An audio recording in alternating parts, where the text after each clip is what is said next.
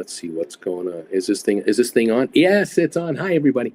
How you doing? Welcome to the Party Pals. It's great to see you here.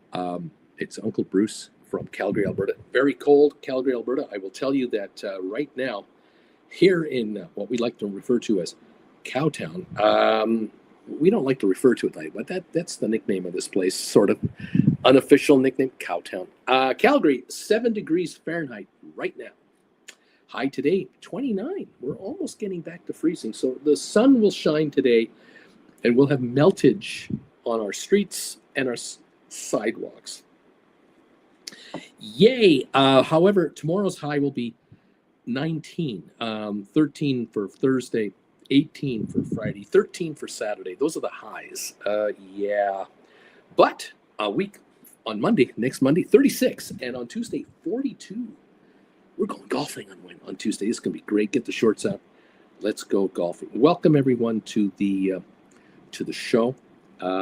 Today is Dope Slap Friday. Dope Slap Tuesday, I should call it. Dope Slap Tuesday. Some of us need dope slaps to be refreshed and brought back to reality as to what's about to happen to us. Canadians, and I don't know about Canadians. I mean, most Canadians, honestly, if you're an American, if you're from somewhere else and you wonder what we think about all the time, do you think we think about what U.S. politicians say and do all the time? Not really. We're just like Americans. Most Americans are like most Canadians.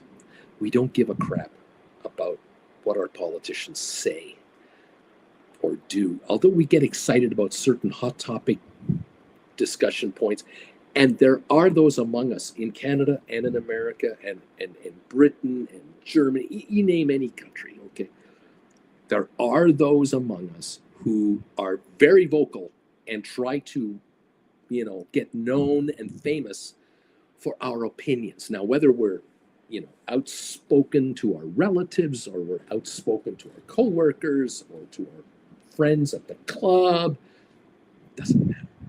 And then, of course, there is a sliver of people, very small number of people. If you actually count up how many people in the world are politicians, how many people in the world are elected to do whatever it is they do, mayors, town councilor people, sheriffs, judges, senators, congress people. In Canada, we have MLAs, premiers. It's a handful. Is it? I don't even know if it's 1% of the world. It's like really a tiny sliver of people overall in the planet that get elected to anything. So the rest of us, 99 whatever percent, one, we don't want to do those jobs. Okay, maybe 1% of the world is elected, and 1% of the world would like to be elected, and the 2% fight to get elected every time, and only half of them get elected, the other half lose. The rest of us don't give a crap. We just don't give a crap. What's our number one priority in our lives? Ask yourself, what's your number one priority? Apart from your health, have I got food in the fridge? Is my cable working? Can I get on the internet? How are my kids? What's your number one priority? Right? It's not politics. Again, 98% of the world doesn't give a crap about what our politicians say. We just want them to shut the hell up and stay out of our lives. Isn't that what we really want? Unfortunately, and maybe fortunately, depending on where you live, there are certain countries with certain politicians that do extremely well for their constituents in a financial way by running their countries the way they run their countries.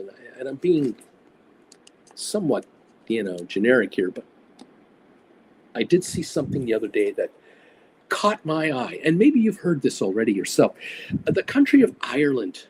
Have you been listening or hearing headlines or stories about the country of Ireland? For those of you who don't know, Ireland is an island beside the United Kingdom. The northern part of the island, which is 20% of the land, it's not very much, That's called Northern Ireland, and that is a state connected to the UK. And then the rest of the island of Ireland is Ireland, the country, and it is not part of the United Kingdom. It has a relationship with the UK, but it's not part of the UK. It's part of the EU. Ireland is part of the European Union. Of those 23 countries in the mainland, they didn't vote to get out of Brexit like the rest of the UK did. They're still in the EU, and they are benefiting to the tune of tens of billions of dollars a year in taxes that they are collecting from all of the corporations from Canada, the United States, Japan, Brazil, Mexico, corporations all over the world who are taxed at a higher rate in their home country. They have set up corporations in Ireland. And one of the biggest company that's done this is Apple, of course. Apple's not stupid. They've set up an Ireland company. And they pay taxes in Ireland at a far lower rate than they pay anywhere else on the planet in any kind of a country. And this gives them special access to their goods and services to the European Union, the back door. And so Apple benefits greatly from a huge tax break at the expense of Americans. Americans don't get to collect 30-something% or 20% or whatever the tax rate would be for Apple in America.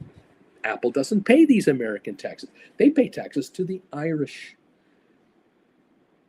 And at the end of the day, Apple doesn't build any factories in the United States, doesn't hire 500,000 Americans to make iPhones or iPads or Macs, MacBook Pros or EarPods or anything. They just hire Americans in Cupertino and other offices to market these products and to design and engineer them, but then they get them built elsewhere.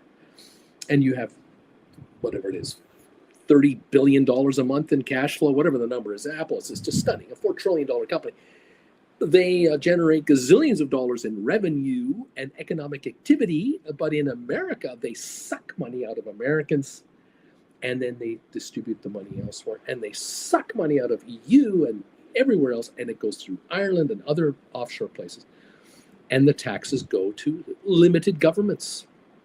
And the good news for the Irish population is they don't have 100 million people living in Ireland. They have 3 million, 5 million people in Ireland. It's a very small population. The good news is billions of dollars are coming in, pennies on the dollar compared to what American taxpayers would get. But because you don't have to divide it into 400 million Americans, you only have to divide it into whatever million Irish, each Ireland citizen is noticing that their government, their federal government, is hauling in a ton of money, and they're having surpluses. Irish government has a surplus. Amazing. I'm just checking something for you. I'm curious about the population of Ireland. 5.2 million. The Irish population is 5.2 million people. So there you go. 80 times that is 400 million. So if Ireland hauls in $2 of taxes versus America's tax, there's more money for every Irish citizen than America would ever get. So there's the benefit there. Now, overnight last night, the headlines exploded here in Canada. They're exploding in Mexico, and they're actually dominating the U.S. Media somewhat, probably for today and tomorrow, and then it'll fade away again. But not in Canada. This is going to be here a while. The media is exploding with stories about Mr. Trump and his day one moves. As soon as I get in the office, right after the parade, I'm going to walk into that White House and I'm going to start signing all these decrees, presidential decrees. Number one priority, 25% tariff on all Canadian goods and Mexican goods, and an increase in Chinese goods, and an increase in everyone else's goods. And then we'll negotiate from there about a new trade deal. It's called shoot first, ask questions later. There's one problem for Trump and his kids who are going to run the cabinet over there. The Trump children and cabinet ministers and everyone else, what they might be ignoring, although some of them are pretty smart, and their advisors are pretty smart, but the top of the ticket, not so bright. They might be ignoring that back in 2016, 8 years ago, when Trump first took office, he imposed all kinds of tariffs. All countries were shocked. They couldn't believe he went through with it. This time around, all these countries are not so stupid anymore. They're not going to be caught off guard. Canadians have been preparing for tariffs for 6 months already. The internal meetings in Canada's capital, Ottawa, and all the provincial capitals across the provinces of Canada, they've all been talking about this. They've all been going through with consultants and what if and how if and whatever if, what are we going to do about it? They're not going to be caught flat-footed this time. So in the case of the United States imposing tariffs on Canadian goods, I can assure you that the government of Canada has already approved a set of tariffs on all goods coming from the United States into Canada. They're all ready to go, but they're not talking about it. It's quiet. The only one who'll talk about it is your buddy, Uncle Bruce. And I will tell you that Canadian government, the UK government, the Germans, the French, the EU as a whole, countries of South America, Asia, they're ready. They're instantly ready.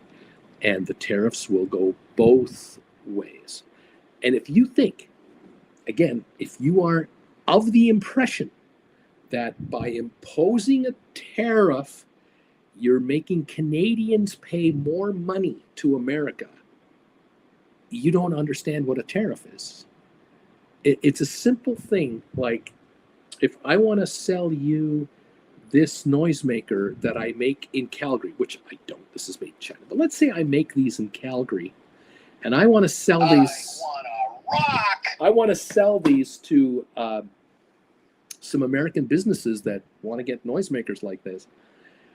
I will tell my buyer in Cleveland or in Cincinnati, I'll say, okay, the cost for these, if you buy 1,000 of them, because otherwise I won't ship you, I'm not going to ship you 20 of them. I'll ship you 1,000 of them, and they're $2 each. You figure out, can you get $4 for one of these from your American clients? But the American going, oh yeah, it's not $2 each. I got to pay shipping. But the good news is 1,000 in big boxes. That means the cost per item might be 2 cents or 3 cents. It's not that expensive. But there's another cost. The tariff, there's a 25% tariff that Trump has just imposed.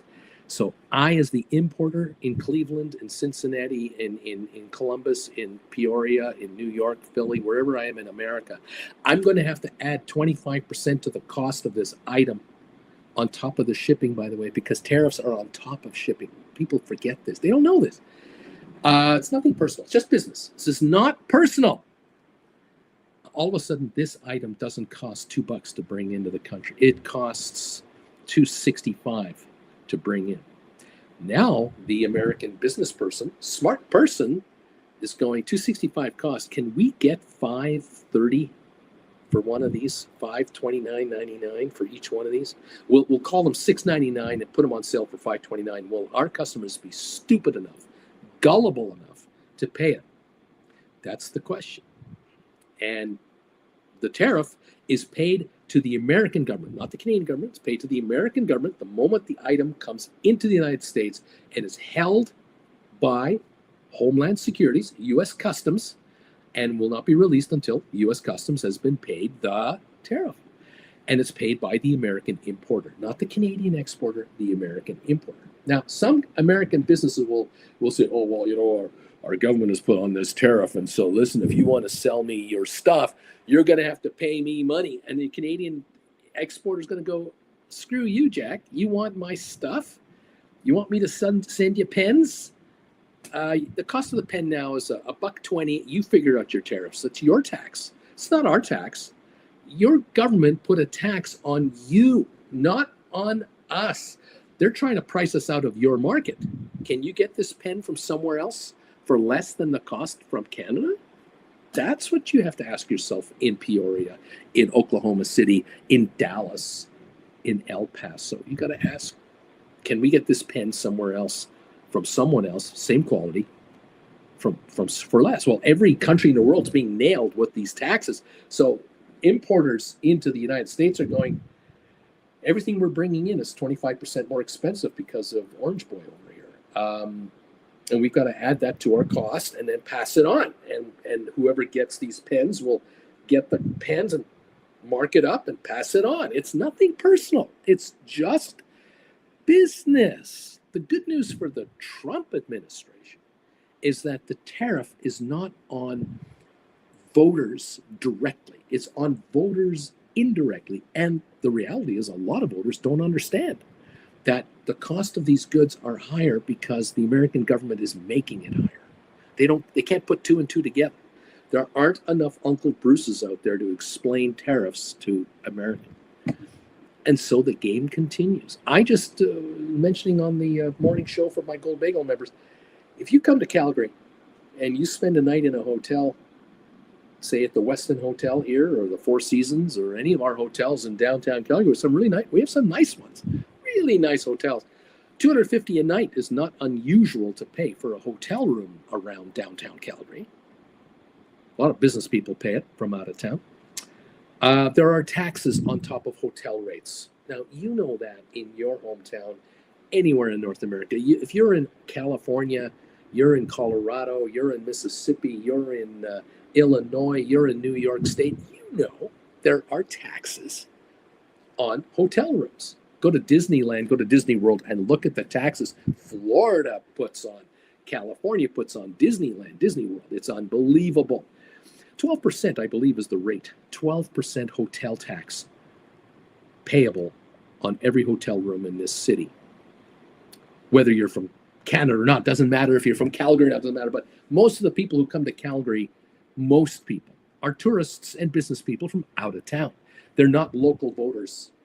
So the government of Alberta, where I live, the state of Alberta, the government of Alberta, they put this on 20 years ago, like everybody else did. It's a great way to raise money from people who can't vote you out of office. It's a perfect system. Well, you think about how much money we're talking about. With inflation every year, the cost of hotel rooms has gone up. 25 years ago, a hotel room in Calgary would have been $100 a night. Now it's $250. 15 years from now, it'll be $500 a night. It's just inflation. It's nothing personal. So at $250 a night for a room, I'm calling it Canadian dollars, by the way, add 12% to that. That's $30 a night, hotel tax. Now, for a month, that hotel room is used for a month. That is $900 a month in taxes collected for the government of Alberta from one hotel room. The Westin down here has 200 rooms. If they're full up because there's a convention in town, we got the Stampede every summer, we got all kinds of stuff going on. Those 200 rooms are generating $180,000 a month in taxes, $2 million plus a year in taxes to the government of Alberta for no votes lost. No one in Calgary is going to vote the local politician out of office because the Westin collects $2 million in taxes. The Marriott collects $2 million. The Four Seasons collects $2 million. And I'm assuming the rooms are $250 a night on average. It could be so much more. The governments of Canada, the governments of the United States, the governments of Britain, the governments of the EU, the governments of all worlds, the entire planet, are experts at collecting taxes from people who don't vote them out of office because politicians have a problem. They have to be reelected all the time, and they don't want to piss off their voters. So better to piss off non-voters than voters and bring money in to balance budgets, because taxpayers have this habit of demanding services from their government, but they don't want to pay for it. So if they can get someone else to pay for it, they feel better about the whole thing. The tariffs are a perfect way to bring money in without actually taxing a specific individual, and one politician can't blame the other politician for it, like the Democrats couldn't blame the Republicans for tariffs, because when the Democrats took the office, Biden took over from Trump. Biden had a problem. Same problem Trump had. Same problem Obama had. Same problem Bush Jr. had. Every president has the same problem as every other president that takes over the White House. You're running a deficit. You're spending more money, as a country than you're bringing in. Every president has this problem. There's only one that didn't have that problem for 3 years of his second term. Bill Clinton. He didn't have a deficit. He had a surplus. And the first year of the George Bush presidency, George Bush Jr., his first year, he ran a surplus. What did he do in his first year in office? Passed the largest massive tax break for the rich of America ever done. And the next year, America was back to deficits. And so Biden comes in and goes, we're running a deficit here, and the Republicans are not going to approve spending because they're not in power anymore. We got to keep those tariffs in place. Maybe we'll moderate them a little bit here and there, but generally speaking, we're going to keep them in. Why? Because they're taxes on people that can't point at us, that we're picking on them. And we're just saying, hey, we're just doing what Trump did. Hey, I didn't even put in tariffs, I'm just moderating them. I actually dropped tariffs, is what the argument was. Now, day one, 25% increase in all tariffs on Canadian, Mexican, and other countries' goods coming in to America, which is the greatest tax increase that most Americans will ever face in their lives, if it all goes through, if. So, as I said earlier on the other show, if you make $1 million a year, you're not going to need to buy more bread the day after Trump takes office. If you eat 2 slices of bread in the morning with peanut butter on it, you're likely going to eat 2 slices of bread the day after he becomes president. That's not going to change. You're not going to see that change. Will there be a tariff increase on bread? Probably not. Why? Because it's made in America. You eat American-made bread.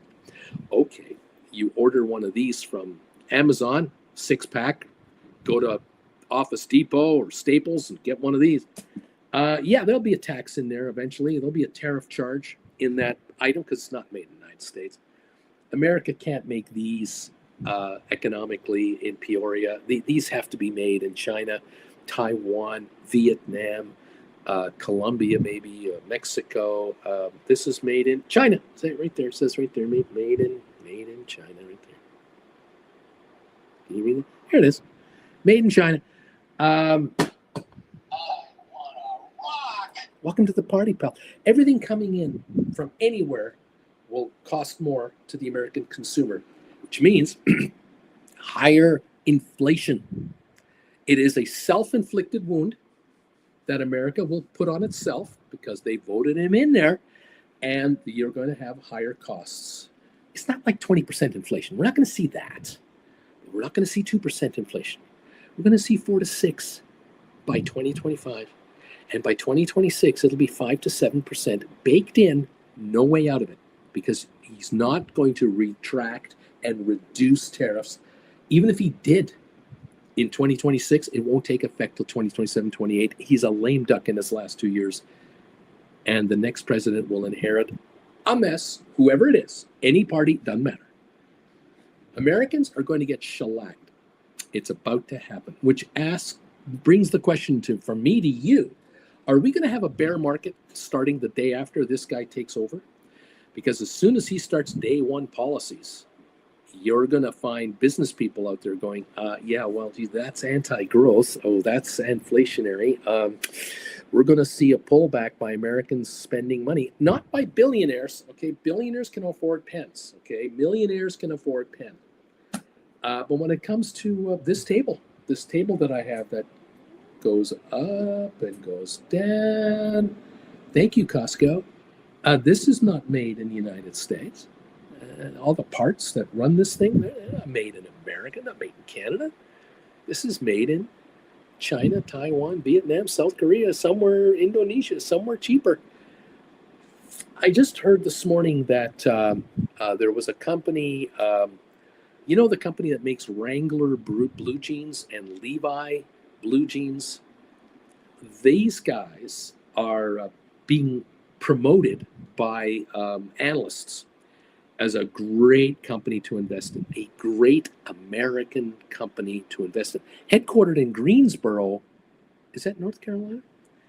I was curious. I took a look at their website and saw all their brands and all this stuff. And they're talking about, these analysts are talking about how great their sales are going to be, because they're going to be marketing blue jeans more to women than men. Because at the end of the day, if you want to be a successful clothing company, you have to sell to women, because men don't buy stuff. Women buy stuff for men. Men don't buy stuff for men. 1% of the guys, 5% of the guys buy stuff for themselves. Everything else is purchased by women. If you can get women to start wearing Wrangler jeans and other brands like that because of the logo on it, dollars, because they will pay way more than a man will pay for a pair of jeans. Let's be real. I was looking up on the website, where are your products made? I couldn't find it. I couldn't find where they make their product through their website. All I could find was their headquarters is in Greensboro, and that they're one of the greatest American employers. They won awards for how happy their employees are. Well, then I did a Google search and I found out where the factories are that make this stuff. Bangladesh, India, Indonesia, Vietnam, it's all overseas. A pair of Wrangler jeans is manufactured for $1.50 on labor that works 6 days a week, 14 hours a day, have no rights. The exact horror stories that you've seen from time to time, where they have a factory fire or a factory collapses because it's a shoddy 5-story concrete shell with locked doors so the employees can't get out. You remember those stories? This is exactly where these guys make their Wrangler jeans and their Levi's, and they're advertising and promoting the TV series that you love. They're promoting the Kevin Costner Yellowstone show, and they're promoting Landman and the Western tales of intrigue and all this crap. Americans screwing Americans. I mean, literally screwing Americans. All wearing cowboy boots and jeans and hats and Western shirts, and they're trying to get the women to wear this stuff. The margins are incredible. The analysts are touting the stock. Oh, you should buy the stock. It's just a great company. You can make all kinds of money. Unbelievable. This is a typical American ingenuity, fantastic American capitalism, absolutely the best. Americans must be commended for being some of the world's most phenomenal entrepreneurs. Absolutely the best in the planet.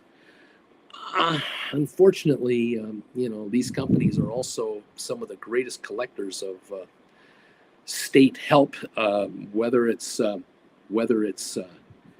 tax breaks or import duty relaxations. The Wrangler and the Lee jeans maker, they're called Contour Brands, Kontoor, Contour Brands.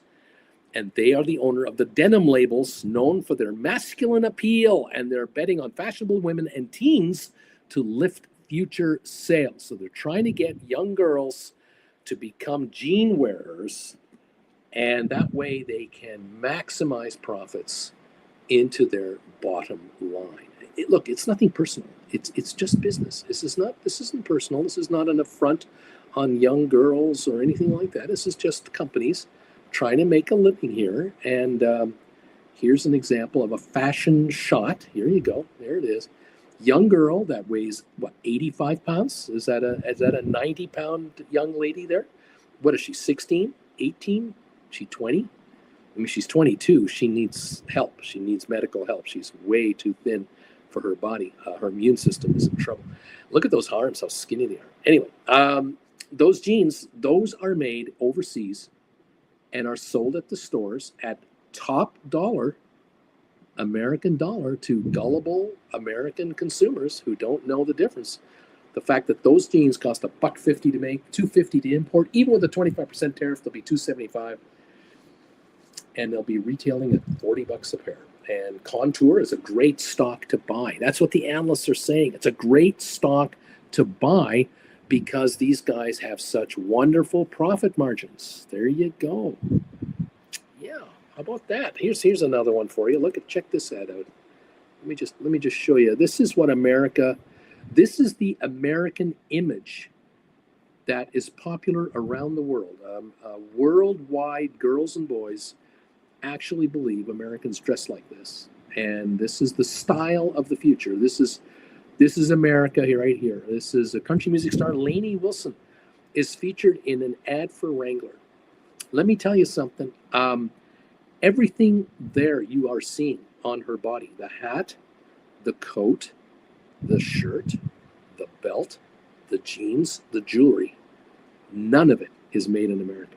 Not one piece is American made by American workers. All of that is designed and manufactured and imported by American importers by this company to maximize profits for their shareholders, which are Americans. Yeah, of course, it's Contour, whatever they're called. More power to them. That's the name of the game. That's how this game is played. Trump wants Americans to make, Trump wants product made in America. Why would Contour, this company Contour, why on earth would they open up a Tennessee or Kentucky or Georgia clothing plant to make Levi blue jeans in America? Remember, Levi's were an American brand until they were sold off, and now it's made overseas.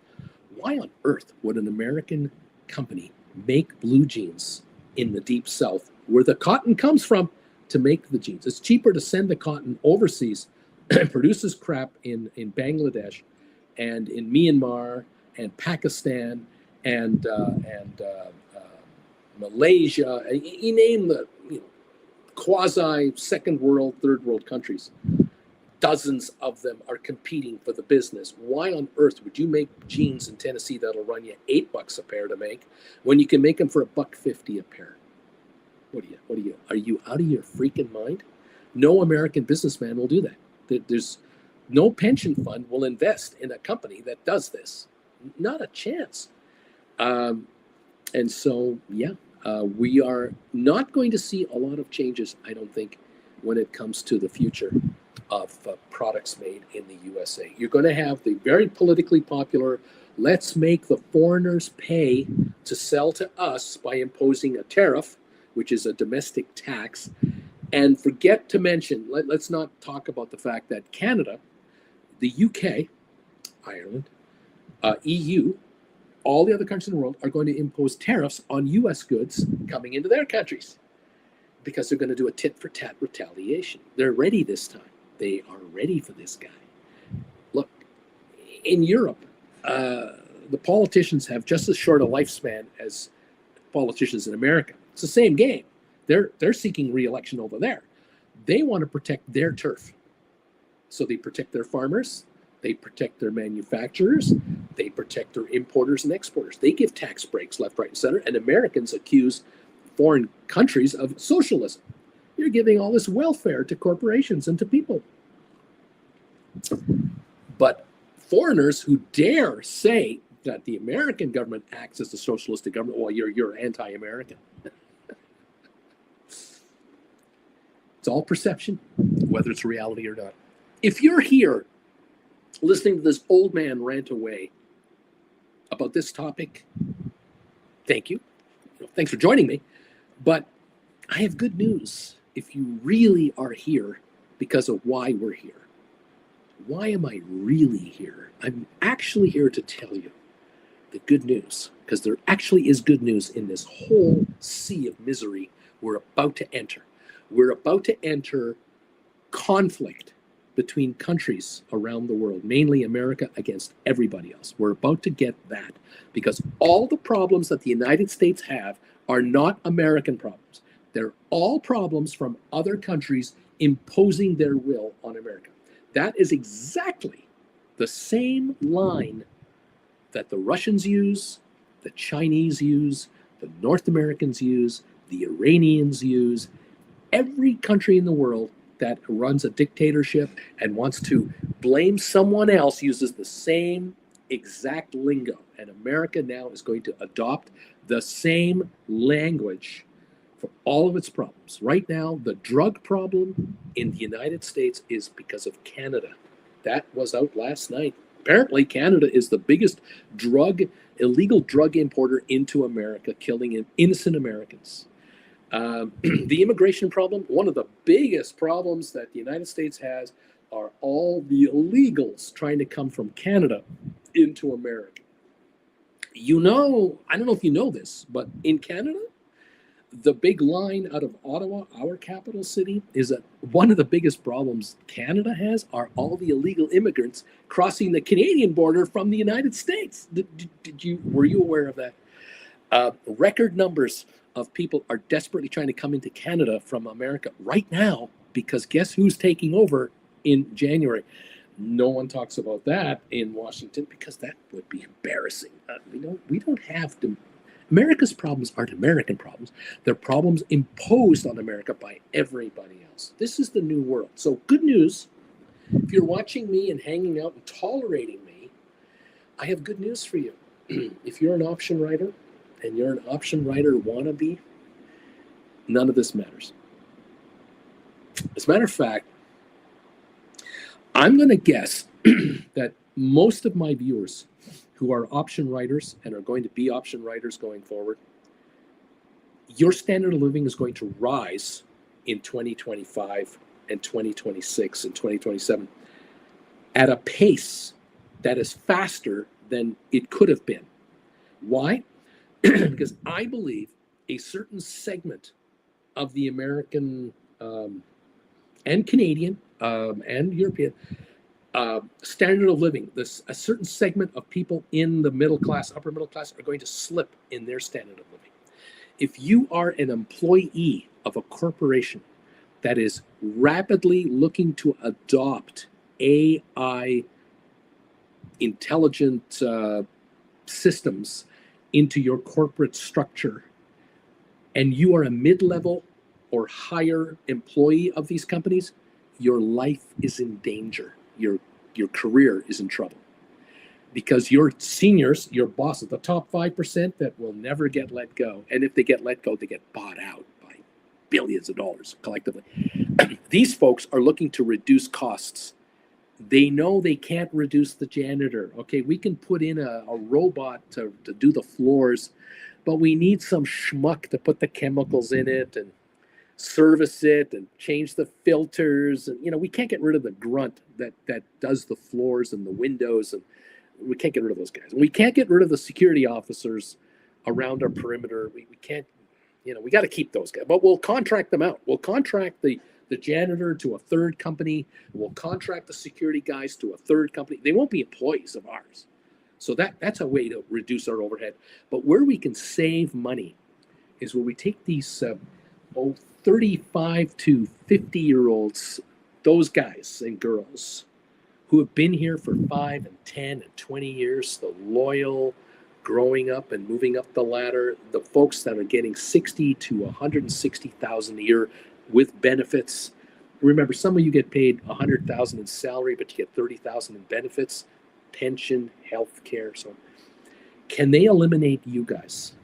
Can they drop you by? Can they drop 20% of your group off in the next 5 years? This is the mission at the top of every corporation in Canada, the United States, Britain, Germany, France, everywhere.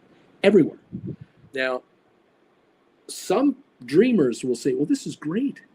This is going to mean that businesses are going to be leaner and meaner and more efficient, which makes these businesses much more profitable, makes their shares go up in value, and everybody's pension fund that is into all these markets will be richer. So we'll grow by shrinking. We'll become a smaller company with smaller numbers of employees, and we'll grow our profits this way. Of course, unfortunately, AI won't design the new fix or the new thing fast enough for companies to take advantage of the new thing. And so you need people for that. And again, this yin and yang is going on. Okay, so if you're a viewer of my channel and you're in this demographic, you're 35 to 55, let's say, you're walking around your office with a target on your back and you don't know. The bullseye is on the back of your head and they're waiting to pull the trigger to knock you out. You don't know what's coming until it happens. And the day it happens, it's all over. There's no appeal. Are you sure this is the right thing to do? They've decided this in advance. Your future is already finished at the organization you're in. It's just a matter of when do you get knocked off. Now, for some of you in your 50s, this could become the greatest day of your life because you've built up savings, you paid off your house maybe because you had a house since you were in your mid-20s, I hope, 30s, and you've been paying mortgage payments for 20, 25 years, and you don't have a mortgage anymore. I hope for your sakes. And you have a 401k worth something, and then you get a 50 grand, 100 grand, get out of Dodge, pay off to get out of our office. Maybe that's enough for you to start retiring and, working part-time as a greeter at Walmart just to kind of get out of the house, or work at I don't know what, whatever. That's a sliver of you. The rest of you are in trouble. You need another job. Unless you've become part of this channel here and you figured out, I don't need another job. I already have another job. I have a side gig.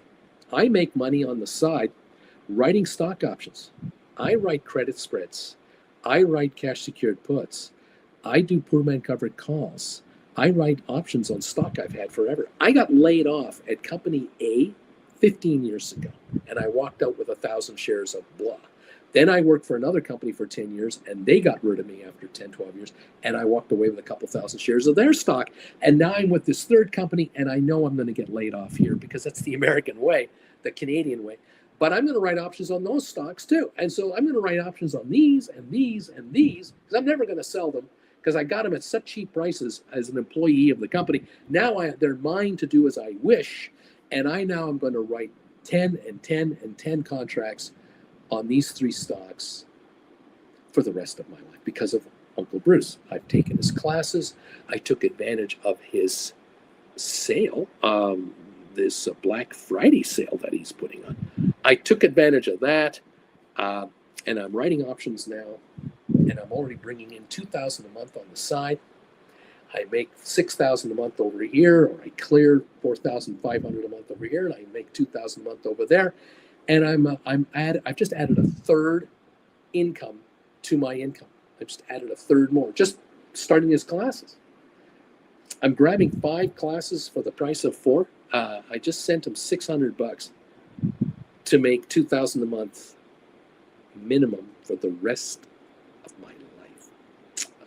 I like the value here. I'm my own person. Others of you are going, Uncle Bruce, buddy, you don't get it, man. You just don't get it. I started with $5,000, and within 3 months, I turned it into $12,000 because of you. And now I'm generating revenue and I'm compounding it. And I have changed my entire economic structure here. I've eliminated credit card debts, which has lowered my cost of living by $300, $400, $500, $600, $700 a month. I've offloaded one of my cars, just sold it, paid off another car with this car, reduced my expenses again. I'm still working, and I'm writing options, and I'm now throwing $1,000 a month into my option account on top of the money I'm making in my option account. And by next year, I'll have 50 grand in there that I'm managing, and I'm compounding. And I'm saying goodbye to my day job. And I don't ever need a day job ever again. And I don't give a crap if the company wants to go to AI. As a matter of fact, I am sticking around the company as a matter of courtesy, my courtesy. I'm sticking around the company waiting for them to get rid of me. I'm waiting for them to buy me off, kick me out, furlough me, release me from these chains. I am going through the motions here. They think I'm working my ass off. I'm not. I've got 15 years experience, and I know how not to work very hard right now while I'm actually writing options while I'm working, and I'm waiting for them to pay me off because I'm not quitting until they buy me out. Congratulations. You're winning the game because this is a game. It's nothing personal. It's not personal. Your company doesn't hate you. Your company views you as a liability. It's not personal. They're going to rectify their cash flow scenarios. They're going to justify letting 10% of their workforce go so that the board of directors will go, this is good. Profits now will go up 10 million a year over the next 10 years. That's 100 million more in profits. We can pay 30 million more in dividends out. This is great. We're going to buy back more stock. This is great. Current management running the company will get all their stock options and they'll blow those shares off. This is great. And they're going to be at their retirement community in Texas or in Nevada or in Florida or wherever they want to go. It's all great. It's nothing personal. It's just everybody trying to get ahead with what they're doing.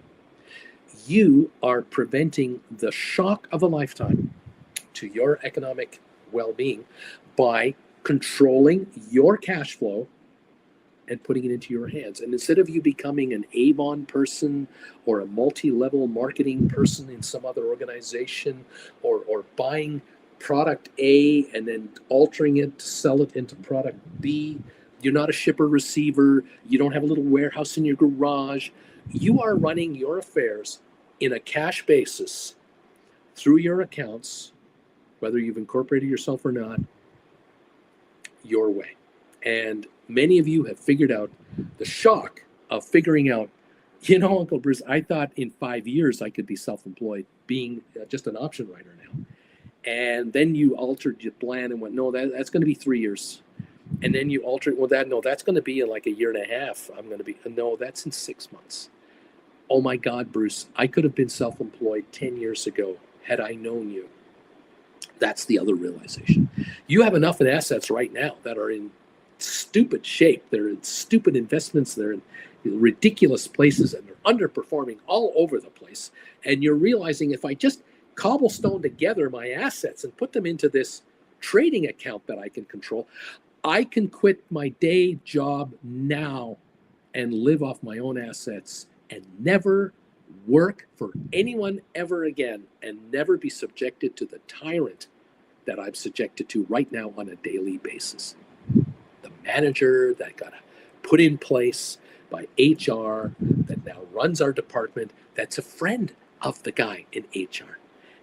We're working for that person who knows they can't get fired. As long as that HR director is there, they will never get fired. They can treat us like garbage. And we go and complain to HR, we're fired. As soon as you raise a voice against the new manager that HR put in place over you, you're done for. You're in a prison. You're Andy Dufresne. You were incorrectly and wrongly convicted of a crime you didn't commit.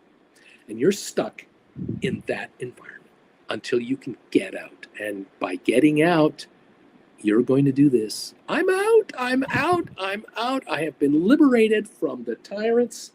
I am no longer a subject of these companies anymore. Nothing personal, but I'm going to leave. I'm here to collect my cashier's checks. I'm out of here, you're going to say, quietly, without anyone knowing the difference. And you're going to move on for the rest of your life in a whole different world. Doesn't matter what happens on January the 20th. What is that day? I don't even know what the day is. Late January, all hell's going to break loose. February, March, April of next year. Oh, good Lord. You want to talk about uncertainty, economic uncertainty, government policy uncertainty, daily shocking announcements coming out of all kinds of places. I don't know, 30 cabinet members that are like free agents that can do what they want. We're talking mayhem about to come into the American political and economy scene. The stock markets are going to crap themselves. Not well. It's not going to be a good thing. It's going to be a bad thing for most stockholders out there, which means a lot of employees, dedicated, loyal employees of many American companies, Canadian companies, and other publicly traded companies are going to find that their shares are backing off in price. Because the smart money is gambling on the future of the economic performance of the United States and its corporations. And they're going to realize this isn't a safe bet. I'm better off investing in German corporations than American corporations. Now, these aren't Americans turning their back on America. These are worldwide hedge fund operators that have agents around the world to tell them where's the safest place to put your money. Where's the best place to get an economic return? Where's the worst place to put your money? Where don't you want to have your eggs in one basket? As option writers, you're just going to go, well, Tesla wants to go from 350 to 250. I'll just write credit spreads on the calls, and I'll just let the stock back off. And I'll write 1 or 2 week credit spreads, and I'll just write them wherever the stock wants me to go. And the same with Nvidia, the same with Apple, the same with Microsoft, the same with Google, Facebook. Think about the Magnificent Seven that run the markets right now, that are dominating the markets. Rattle them off in your brain right now, and you tell me how many factories these guys have in the United States and how many factories are going to be built in the United States. Number one company, Apple. They don't have any factories in the U.S., 1 or 2 distribution centers. Tesla, most of those factories are offshore. Microsoft, they don't really have factories, but everything is done offshore. Google, are they going to set up massive factories for jobs in Illinois? No. Amazon, they have warehouses of Chinese-made product. They have warehouses full of product made internationally and are going to get whacked with these tariffs. Nvidia, yeah, they got chips they make in America, but they've got chips they make in Taiwan too. Meta platforms, Facebook, they don't have factories. Meta, Facebook, Instagram, they don't have factories of unionized jobs where middle-class Americans can make a ton of money right out of high school. None of these guys offer any of this. And so collectively, 50% of the value of the S&P 500 is in 7 stocks, and none of them are going to, in any way, shape, or form, create the dream of the present and soon-to-be administration of all kinds of jobs in America. All of these guys have Irish corporations where they book their profits. None of them pay massive taxes in America like they could if they were truly American. They're not coming back. What are they, stupid? They've got the rest of the world to sell to. They don't have to worry about the U.S. scenario. This is the reality of the world. Okay, I'm not making up anything new here. This is the way it's been. We've had Irish corporations for Apple since the 90s, the 2000s. It's been 25 years. This is not new. What can I tell you? What blows me away is how gullible people are that actually believe an 80-year-old guy can make things great again. But it's not my call. It's their call. Whoever voted for this guy, you now get to play with this guy. You got 4 years of this guy. Knock yourself out. It's been a good few weeks for the market. I'm happy for all of you who have made money in this market the first few weeks. No matter what the stock is, you may have had a run. But now it's time to, just kind of keep an eye on what the market's going to do next. And those of you who are option writers, you don't have to own a single stock in any outfit whatsoever. The only thing you need to buy are these T-bills, these BIL ETFs. This is the only thing you need to buy right here. The Bloomberg 1 to 3 months T-bill ETF, symbol BIL. This goes up every day. This just goes up in value every day. Why? Because it collects interest from U.S. Treasury bills. I think these guys have 20 billion plus in bills. I'm not 100% sure, but it's a ton. It's a ton of stock. A ton of T-bills, not stock. BIL. Let me double check here. I'll pop this up right now. There it is. Bloomberg 1 to 3 month T-bill. This is really conservative stuff. There are $33 billion in assets in this ETF. $33 billion of T-bills are in here. And at the moment in the pre-market, they're showing 91.74. And here was the pre-market yesterday morning, 91.73. All you need to do is put your money in there and then write options against that in your margin account. And if you do credit spreads, you're doing cash secured credits. You're doing cash secured puts. You're bringing in even more money, which means you'll buy more of these BILs. And your yield is 5.1% right now. 5.1% on your cash balance in any of these, in this ETF. Are you happy with that? Plus your option premiums? Well, knock yourself out. Welcome to the party, pal. I'm glad you're all here. Welcome, everyone, to the show. I'm so happy you're all here with me today. I hope you don't mind me ranting and raving. Our Nobody is here. The Big E, Willie, Richard, Carlin, Susan Shops. How's it going? Welcome, everybody. What else is going on? Markets already know how the economy works with Trump. Everything's most likely priced in.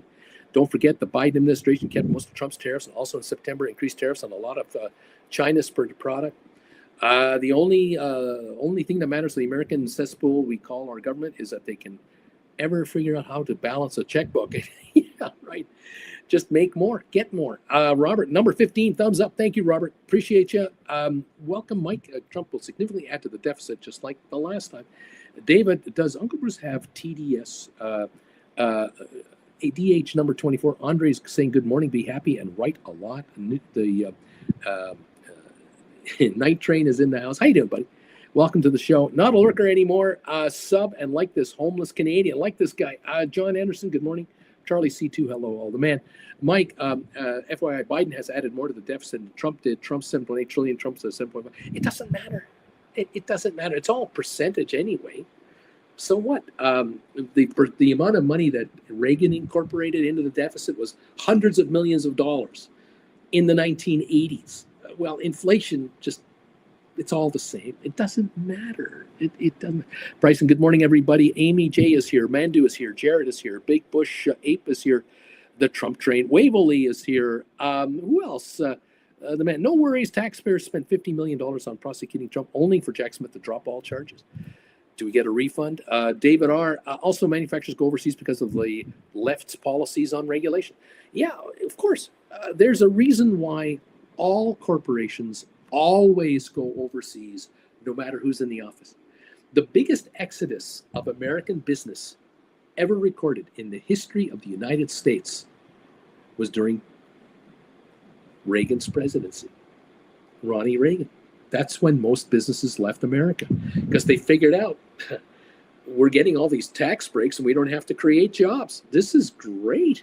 We'll just open up factories in Mexico and China and Vietnam and South Korea. We'll contract factories. We'll do what Apple does. We'll get them to have Apple phones made in China in a factory they don't own. They will set up a contract to get this stuff made over there. They don't even have to employ people there. Is this great or what? This is genius. Steve Jobs was a genius. Steve Jobs created more jobs for Chinese people than anyone else. The greatest Chinese job creator of all time. And Americans made a ton of money off the backs of slave labor employees of these Chinese factories. It's a win-win. Americans got rich off the back of the Chinese worker. It's a beautiful thing. Larry Titus, good morning, everybody. Waverly, bad news for Irish citizens. We aren't seeing Butkus here. What else is going on? Chris, I can't wait for day one. Carl, oh no, the price maple syrup is going to skyrocket now. That's right. You're going to pay 25% more for syrup. But don't worry, your friends in Connecticut and Vermont and Massachusetts and Maine who also make syrup, they're also going to raise their prices by 25% to make more money for themselves because they domestically make the stuff. They'll be 1 penny cheaper at your grocery shelf than the Canadian product, and you'll buy American. And they'll make a killing off the tax increase. It's a beautiful thing. What can I say? What else is going on? This is exactly why I'm going back to work for at least 2 more years, says Bryson. Uncertainty. Mike H., didn't everyone learn what a tariff was in middle school? Oh, no. Oh, come on. Middle school? Yeah. Sharon is here, number 55. Carl, did we ever get the Canada, UK, Australia trade group finished? I don't think we did. I don't know if we ever did. I'm not sure how that worked out. Anyway, there you go. What else is going on? Welcome, everyone, to the program. Good morning, Burro King Sound. Thank you for the thumbs ups. Yeah, here, Charlie, look, companies will handle tariffs by passing on the increase to the consumer. If anyone thinks the U.S. is going to enact tariffs and other countries don't tariff back, you are out of your mind. Exactly right. This is the thing here. We don't make much in the U.S. anymore. Yeah, make it in America. That is the whole idea. Yeah, try to create a factory in Illinois and offer $5 an hour to a starting wage because we have to compete with the wages in Mexico. Good luck with that. Good luck with that. Yeah, it's true. Americans will see inflation like never before. EU is prepared. They're ready. There you go. Yeah. Here you go, Charlie. To make a noisemaker in the U.S. as opposed to Taiwan will cost at least twice as much. U.S. workers make a lot more money per hour than a worker in China or Taiwan. And that's correct. David B., we can't make a lot of stuff in the U.S. here. That's true. Anyway, there you go. Welcome all to the program. I'm glad you're all here. And like I said, every president has the same problem as every other president. Hi, Corinne. Hi, markdowns. It's going to be much more expensive to be an American, and it's going to cost more money to satisfy the deficit because politicians love handing taxpayers' money back to them to keep getting reelected. That's the name of the game. American and Canadian voters are addicted to government money. In Canada right now, there's a proposed $250 check coming out to every working Canadian right now. This is supposedly to compensate hard-working Canadians against the price of inflation and the higher cost of everything. So the government is going to go further in debt to hand out $250 checks to working Canadians. That means if you're unemployed, you don't get anything. If you're a senior and retired, you don't get anything. Only to working Canadians up to $150,000 a year. Of course, it's a taxable benefit. So if you're in a 30% tax bracket and you get a $250 check from your government, you have to give back $75 income tax on that money because it's income to you, you see. It's going to only increase the deficit. It's not going to generate enough staying power to generate a boost in the economy. It's a one-time thing. It's not like a monthly check. If this were a monthly check of $250 to every Canadian, well, that would be stimulus. That would be good, especially for those who don't make $50,000 a year at all. I mean, you make 50 or less as a senior on retirement, as an unemployed person, as a disabled person, as a student, a child. If every kid in Canada, through the parents, family of 5, were getting $1,250 a month from the government of Canada forever, that would change the standard of living in Canada dramatically.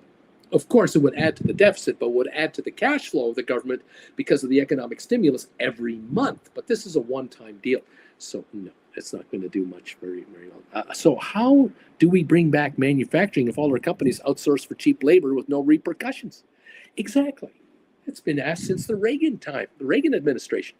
They've been asking this since Jimmy Carter. They were asking this during Nixon and Ford. President Ford watched Michigan, his home state, get crushed by imports of cars from overseas. What was Ford's answer to the decimation of their company? What was GM's answer? First, shut down expensive American plants with all those union workers, shut them down, turn around and have parts made in Mexico and import transmissions from Mexico, import dashboards from Taiwan, import instrumentation for all these computer parts for cars from South Korea. Make products overseas, bring them into the North America economy at cheap tariffs, because you've negotiated that with bribes to your politicians. Produce vehicles in Canada, Mexico, and the United States under the so-called Auto Pact, free trade, and everyone's happy, except the fact that the unionized workers lost 1 million jobs from 1970 to today.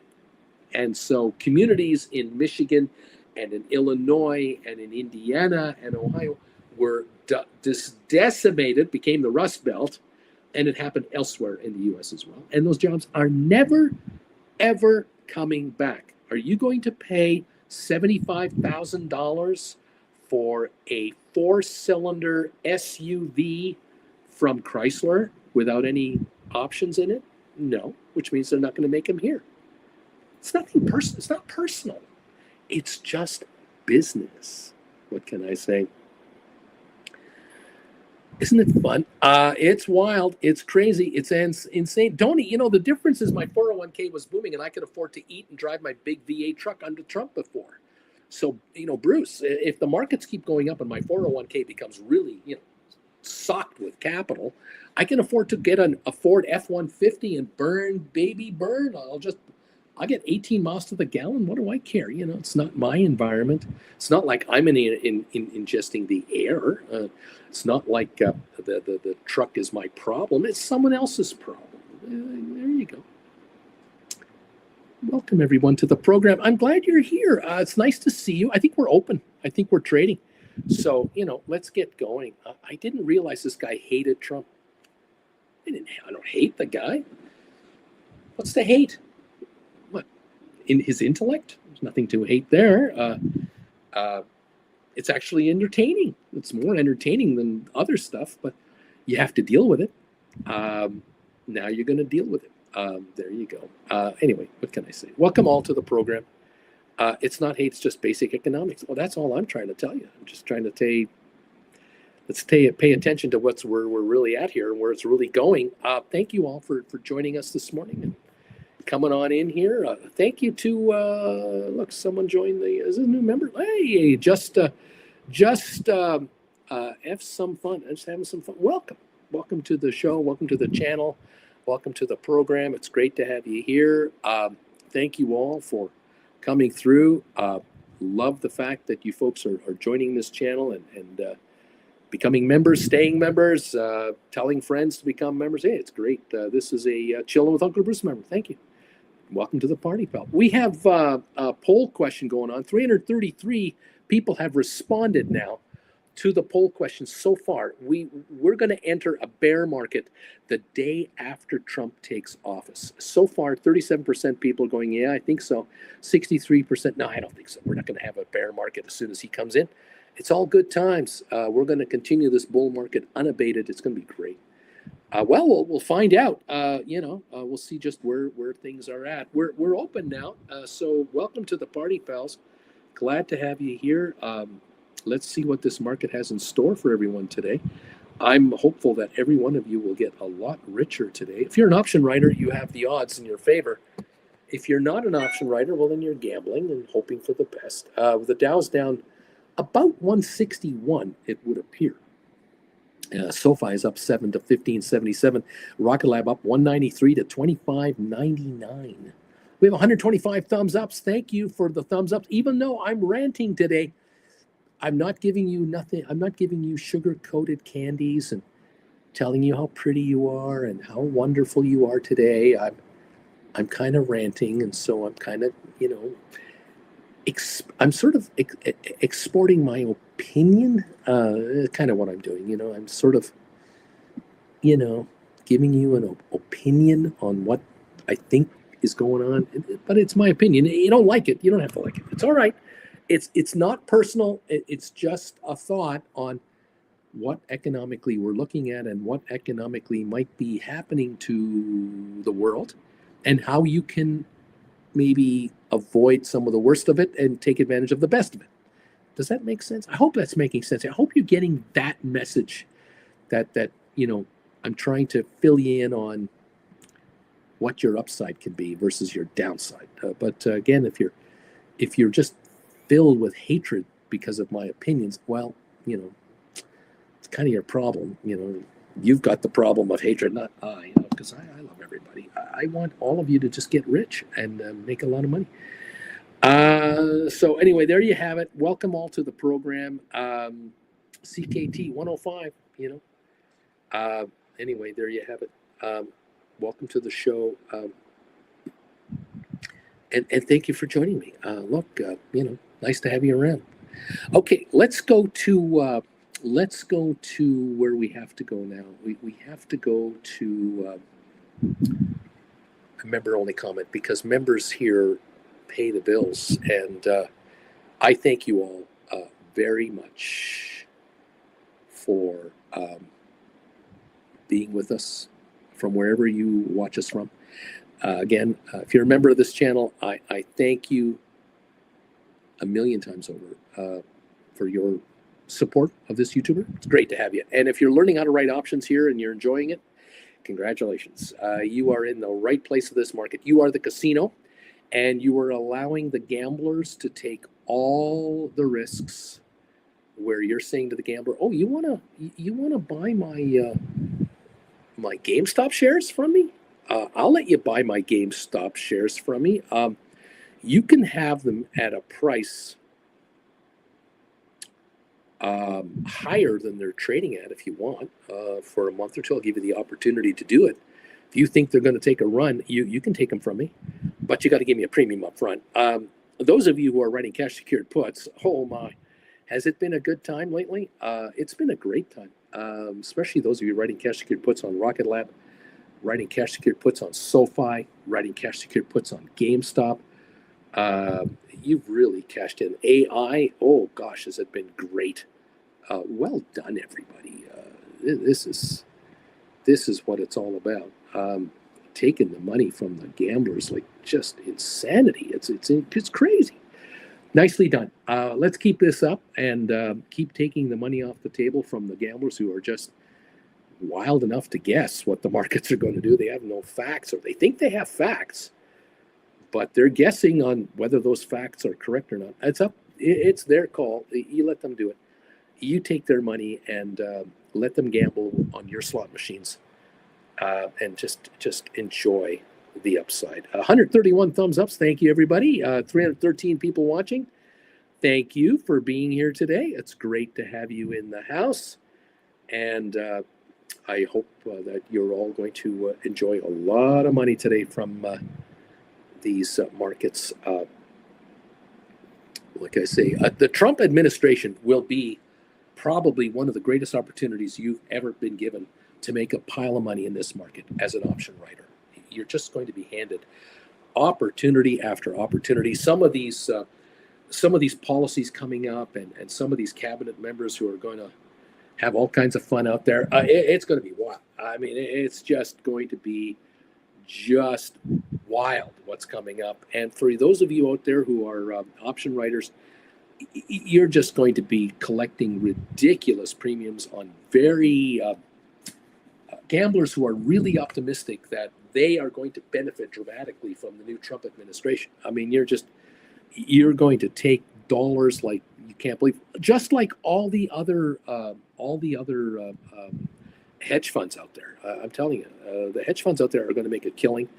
They don't care which way the market goes. They're going to make money on the volatility, and it's going to be phenomenal. Yeah, it should be great. Good morning, everyone from Margin Called. How you doing here? And like I say, it's just your Uncle Bruce giving you my opinion. You can give me your opinion. Become a member of this channel. Let me know. Answer the poll question. Hit the thumbs up button. Say hi. Love to have you. Love to have you join us. Gold Bagel member David B. Welcome, my friend. Nice to have you here. Welcome back. If you've been away a while, great to have you around. Charlie, welcome back. If you're new, cheers, Charlie. Fabulous. Welcome to the party, everyone. What can I say? Giddy up. Welcome to the party, pal, says Stock Jockey. Indeed, just welcome to the show all, and welcome to the channel. And I hope you all get very wealthy. The key here is that you're going to make money in the market by writing options, and you need to make more money than you make it work. That's the number one objective for a lot of you around here. If you can earn double what you earn at your office, your job, you then have the opportunity to consider the idea of leaving the job and dedicating your full-time efforts to your account to make it make even more money. Because the more attention you can spend here on option writing, the better you're going to be at it, because little things won't slip by you because the office is calling. You can now avoid these misses and enjoy the gains. And I welcome you all to the program. We're at 1565 on SoFi. We're off about 3 cents. We're at 1567. The stock dipped to start, but now is popping up. The Dow's off 216. I'm kind of waiting for a bit of a pullback on the big markets because of the sugar high we're on right now. Kind of waiting for a little reality to set in. I'm waiting for analysts to come out and say, okay, if he does institute these policies on day 1, day 2, and day 3, there will be repercussions on the other side and it could mean this or this or this, and that will temper the overall euphoria to the point where, okay, let's be realistic. What sectors of the economy won't be affected? What sectors will win and which sectors will lose? And that's where the market will figure out the winners and the losers of the new policies coming up. And certain stocks will do well, certain stocks will not change at all, and others will not do well. And you, as option writers, either can just zero in on these winners or losers and use use option trades to benefit on the upward or downward trajectory of these markets, or you can just look at the market as a whole and zero in on the SPY or triple Qs and use credit spreads, call credit spreads way ahead of the market, and dare it to go up 15% in a week to catch you, and enjoy premiums on a weekly, bi-weekly basis. There's some opportunities out there. We'll see how it goes. Uncle Bruce is the truth. Okay. What else here? Mandu, a number of people don't want to hear the truth. I do. That's why I'm here. Luca, 138. Hello, everybody. Bobby, I started a put spread on GameStop yesterday, the 21s, the 16s for December 20, for 26 cents credit, 10 times, $26 times 10, $260 for December 20. GameStop 1621s. GameStop is 29.56. These contracts are so out of the money. It's a beautiful trade. They're going to die worthless, and Bobby's going to keep $260 just in time for Christmas. And Bobby says, "Thank you, sir. May I have another?" And then he'll look at January contracts and see if he can bring in another $260. Not bad. Yeah, it's what, 5% return on $5,000? Nothing wrong with that. Yeah, giddy up. Welcome all. Hey, Vilbus is saying, a while back, I wrote an April 2025 $12 Rocket Lab covered call. I wrote a covered call on Rocket Lab back for April. And I wrote it when it was around $11, laughing out loud. Finally, I rolled it yesterday. I had to pay $1,200 to buy it back, so it cost them $100 more. And I rolled it to a July 25 for $30. No, I rolled it to I'm misreading it. I rolled it to a July 2025 $30 call. Okay, so instead of having a $12 call, you now have a $30 call expiring in July, and the stock Rocket Lab is right now $26.45. So you have written an out of the money call, a 30. You took in whatever you took in. And there you go. Okay. Well, there you have it. Bobby, Matterport is approaching that $5 mark, Herbers. That Matterport is starting to inch up a little bit. It's at $4.90. Yeah, the deal is a $5.50 takeout, so it's getting close. There you go. SoFi is now green. It's up 9 cents, $15.79. We're moving up higher on the SoFi shares. Volume now in 18 minutes, 5.5 million shares. This is not setting new records for volume. This is actually lower than normal lately. This is not heavy volume at all. Actually, this is a good sign. Not having to have heavy volume to get the stock to 1578 is a very interesting and positive development. There is nothing for sale to stop it to go higher to 16, 18, 20 a share. Nothing to stop the stock. That's very interesting. The Dow is off 200 points, and your SoFi is up. 1580 now, up a dime. Very, very interesting. Rocket Lab's up 260, 10% gain today on your Rocket Lab, 2666. Congratulations, all of you, on how you're doing this. You're rolling your cash secured puts. You're rolling your covered calls. You're doing credit spreads. And you're going, give me the money, man. I'll take these gambles. Thank you so much. Manager, Zed Estate, I bought back those SoFi cash secured $20 strikes expiring in December for a quick $500 profit. Just waiting for a pullback, and I'll do it again. Zed Estate, I'm number 136 on this man's thumbs up meter. Vilbus, well, though, when it goes from 12 to 25, I got to do what I got to do. Charlie, Bobby, you're using Questrade. I've never written a spread in Questrade yet. I've got to option strategy section and then vertical put call spread correct. Sorry to bug you. There you go. People are wondering, Uncle Bruce, what is more likely? Rocket Lab at 40 in the next month or Rocket Lab dipping to 20? What do you think is going to happen? Oh, I think we're going higher, not lower, but I don't know. Not sure if it's going all the way to 40 in a month. But it's up 232 today. It's doing great. 1580 on SoFi right now. GameStop 29.40 down 27 cents. AI is up 12 cents to 37.98. That's going to 40. That one's going to go through 40. Nvidia is up 166. A little uptick today. 137.76. Nvidia is perfectly positioned for those of you who want to do credit spreads. You can do call credit spreads on Nvidia. Absolutely perfectly set for you. There's some money to be had in that area. You've just got to do your homework on your option chains. Okay.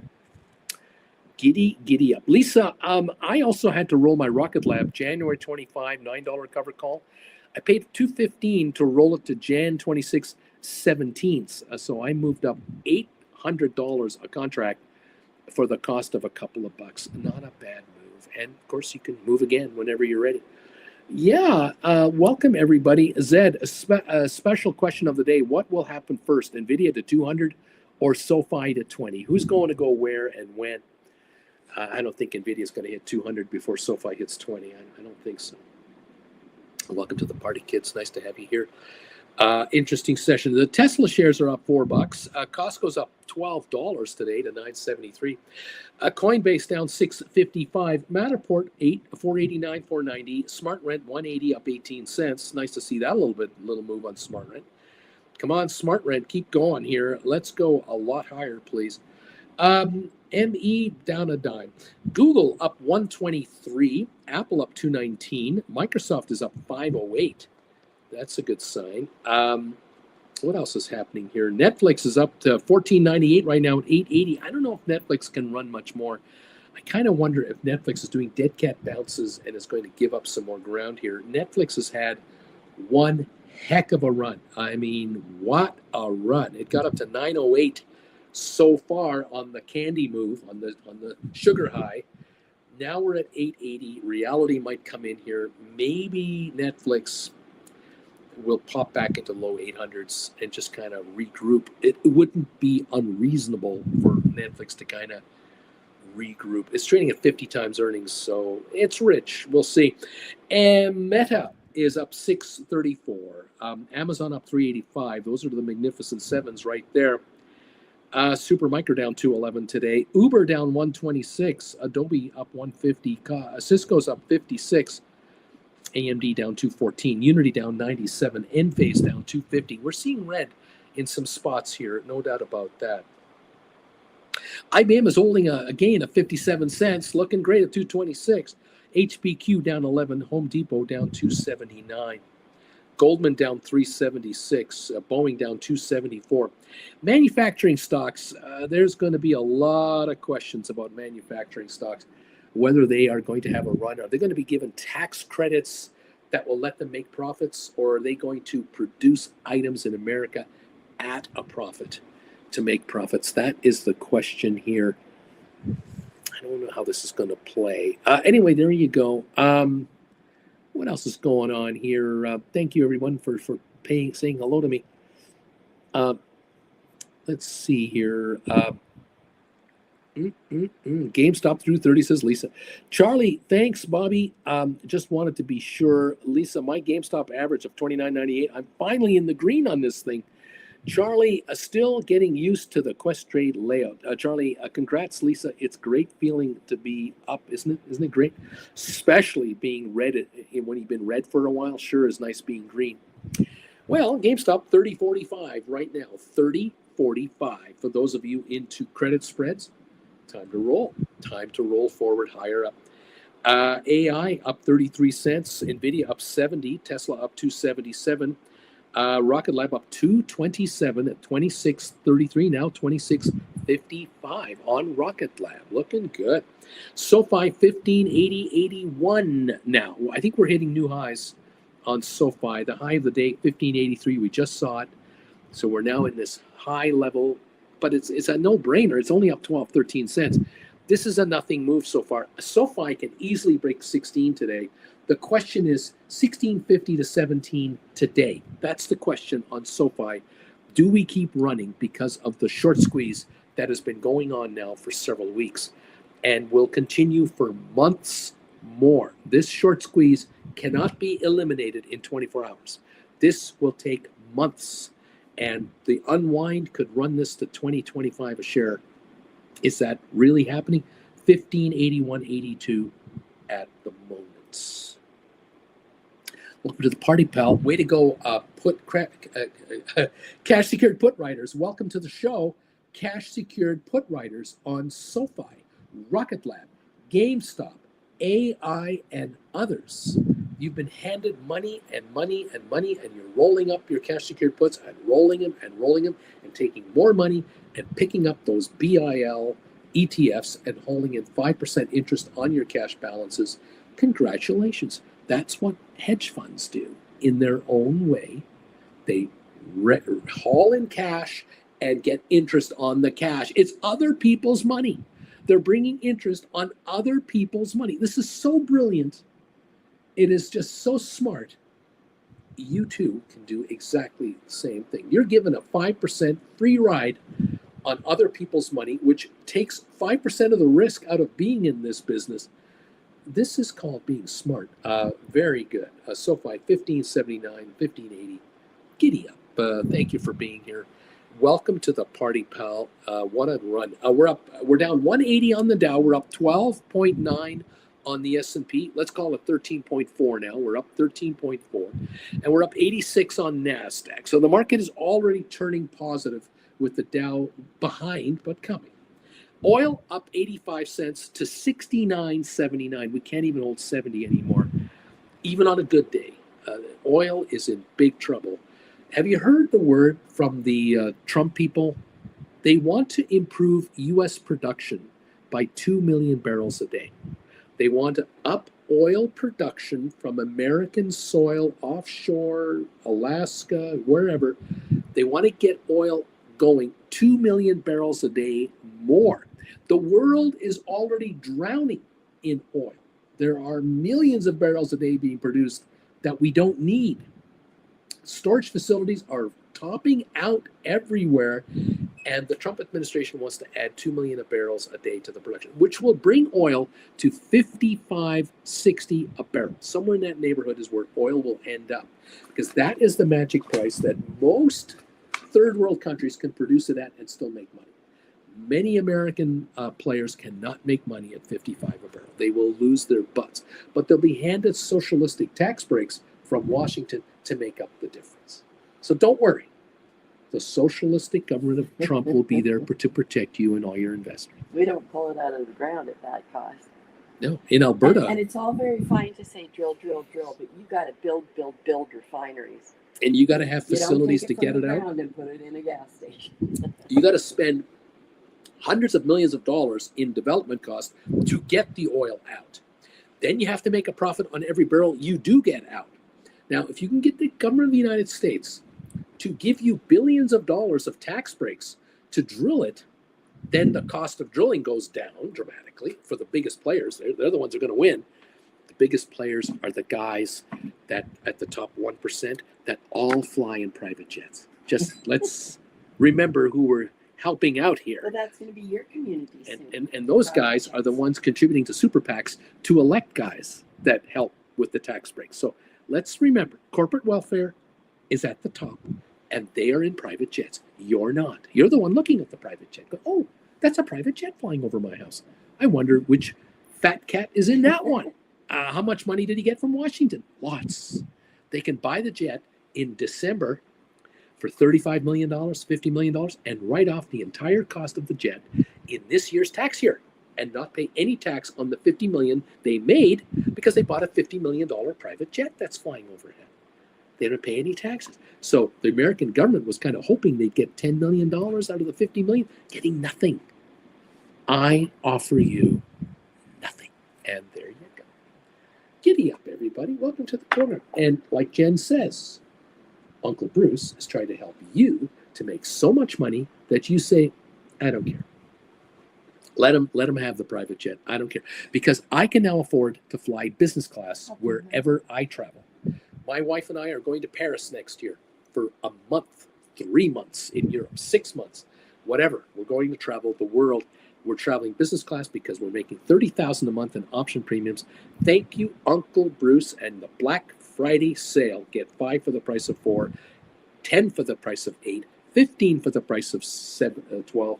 Congratulations, and thank you, Uncle Bruce, at the same time. Welcome to the party, pal. Auntie Jen, how are you? I'm good. How are you? Oh, I'm having fun. I was ranting today. I could hear it. I was upsetting people. I can understand. Today is Dope Slap Tuesday. It's Dope Slap Tuesday. We have to remind ourselves the world we're in and the world we're entering, because the world's going to change after January, starting February. It's a new world. Are you starting on your rant again? I'm dragging people into the realization that don't get comfortable. It's not going to stay as nice as it is now. The Biden era is over. The good old days are gone. Okay, now we have the new days. You have to make them the good old days. How? You have to pay attention to what's going to happen. And what's going to happen is being told to you right now, every day. They're telling you, here's what's going to happen. Canada, 25% tariffs. Mexico, 25% tariffs. China, automatically 10% higher tariffs on everything. Now let's negotiate a new trade deal. That is the American position to start on day one. You better understand this is not good for stock markets. Stock markets won't like this. I trust me on this one. Okay? I'm assuming it's down. Oh, we're down 200 on the Dow. Nothing serious. Right now they're ignoring it. Most market players are ignoring it. They're on their candy high. They're on a candy high. They're on a Thanksgiving high. The sugar high. They're getting ready. Thanksgiving is coming, and it's all beautiful, and we're going to watch football games, and everyone's great. And hey, my stocks are up, so it must be good. Trump must be doing the right thing because my stocks are up. As long as that continues, it's all fine. But when the details come out as to how this continues, that's when money in this market might need to be withdrawn from this market, because there are people out there not enjoying the positivity. They're going to be into trouble. This is outside of America. So that means money will come out of America back to their home countries to solve their issues, because America is making it tougher to be successful. And so the markets will go down because there'll be more sellers than buyers. That's all. It's nothing personal. It's just business. It's never personal. Instead of writing puts, you'll write calls. You're going to write call credit spreads.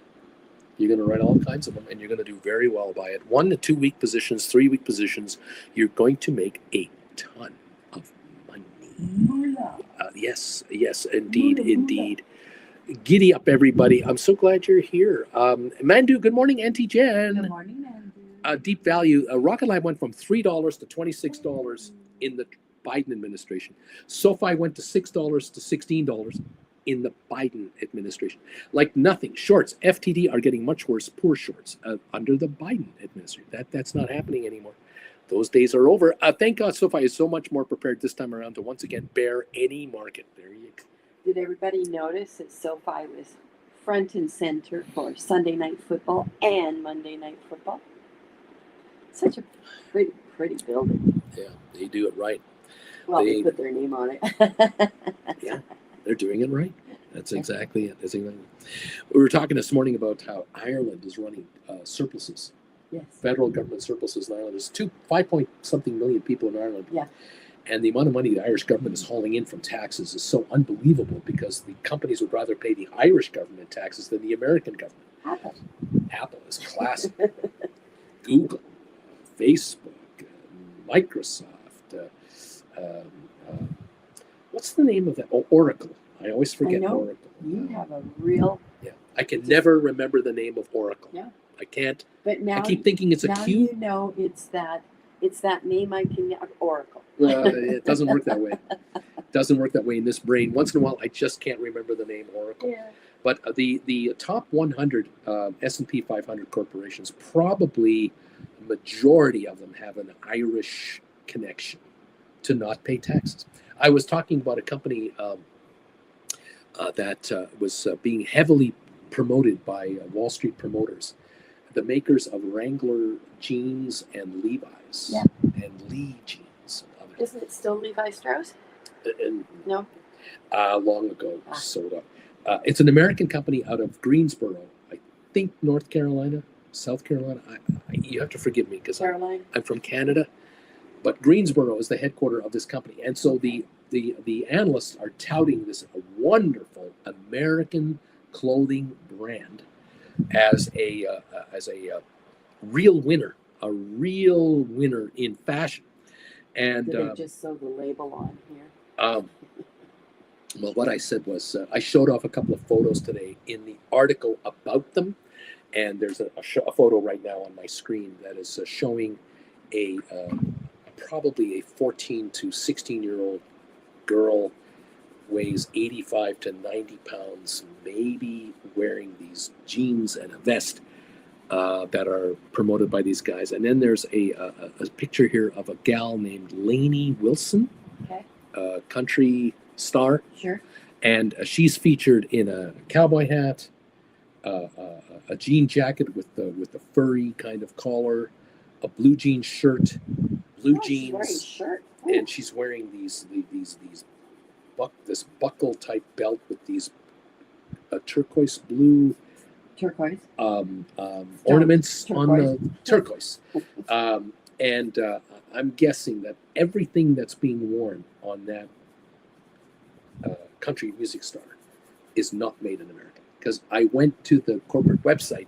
Where do you make your clothing? Right. Because your Wrangler and Lee's and all these iconic American brands. Where do you make your clothing?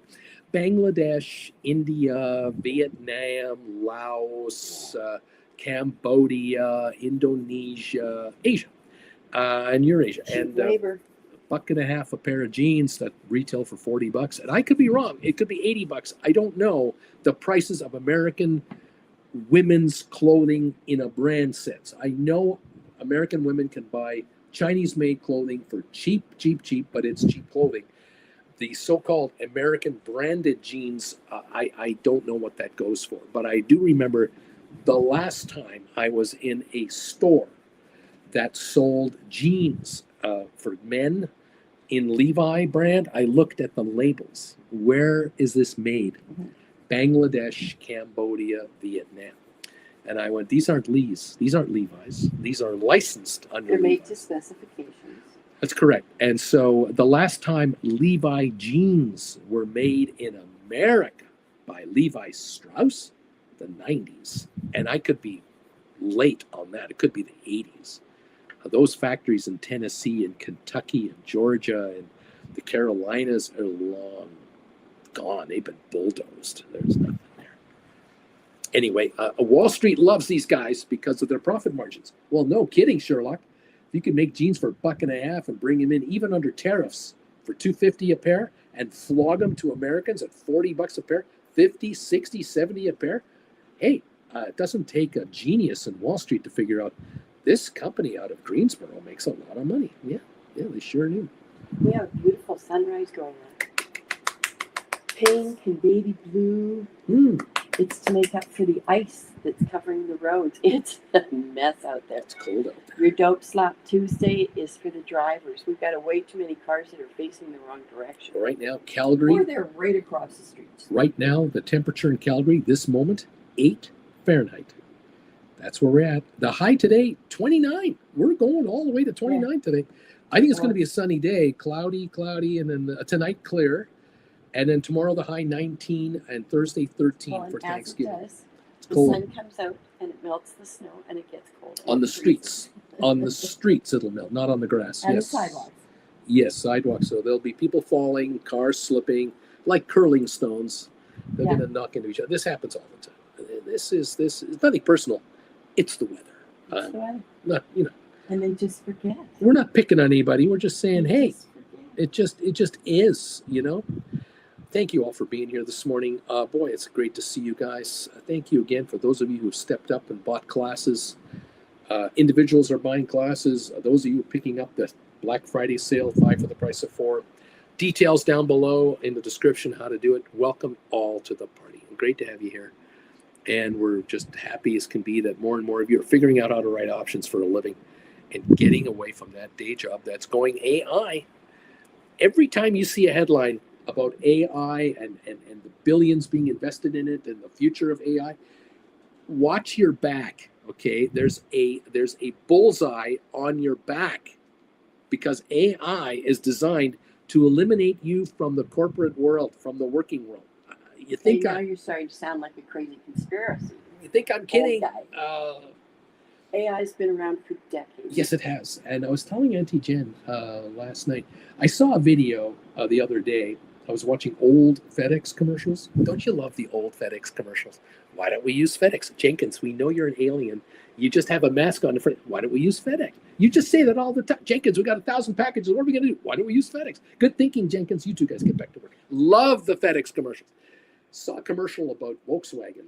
The Joneses trying to keep up with the Klempers. Do you remember that commercial?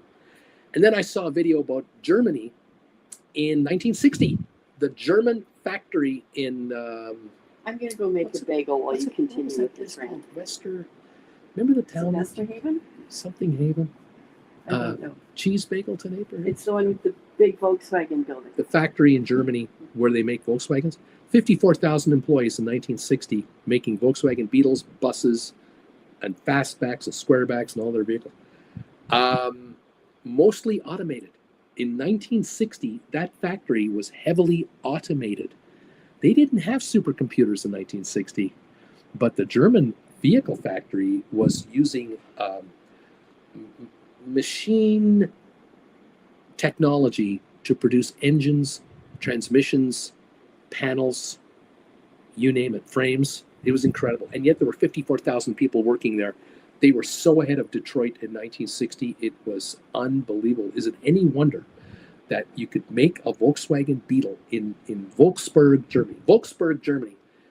Put it on a train, run the train to Hamburg or to Bremerhaven, the port in West Germany at the time.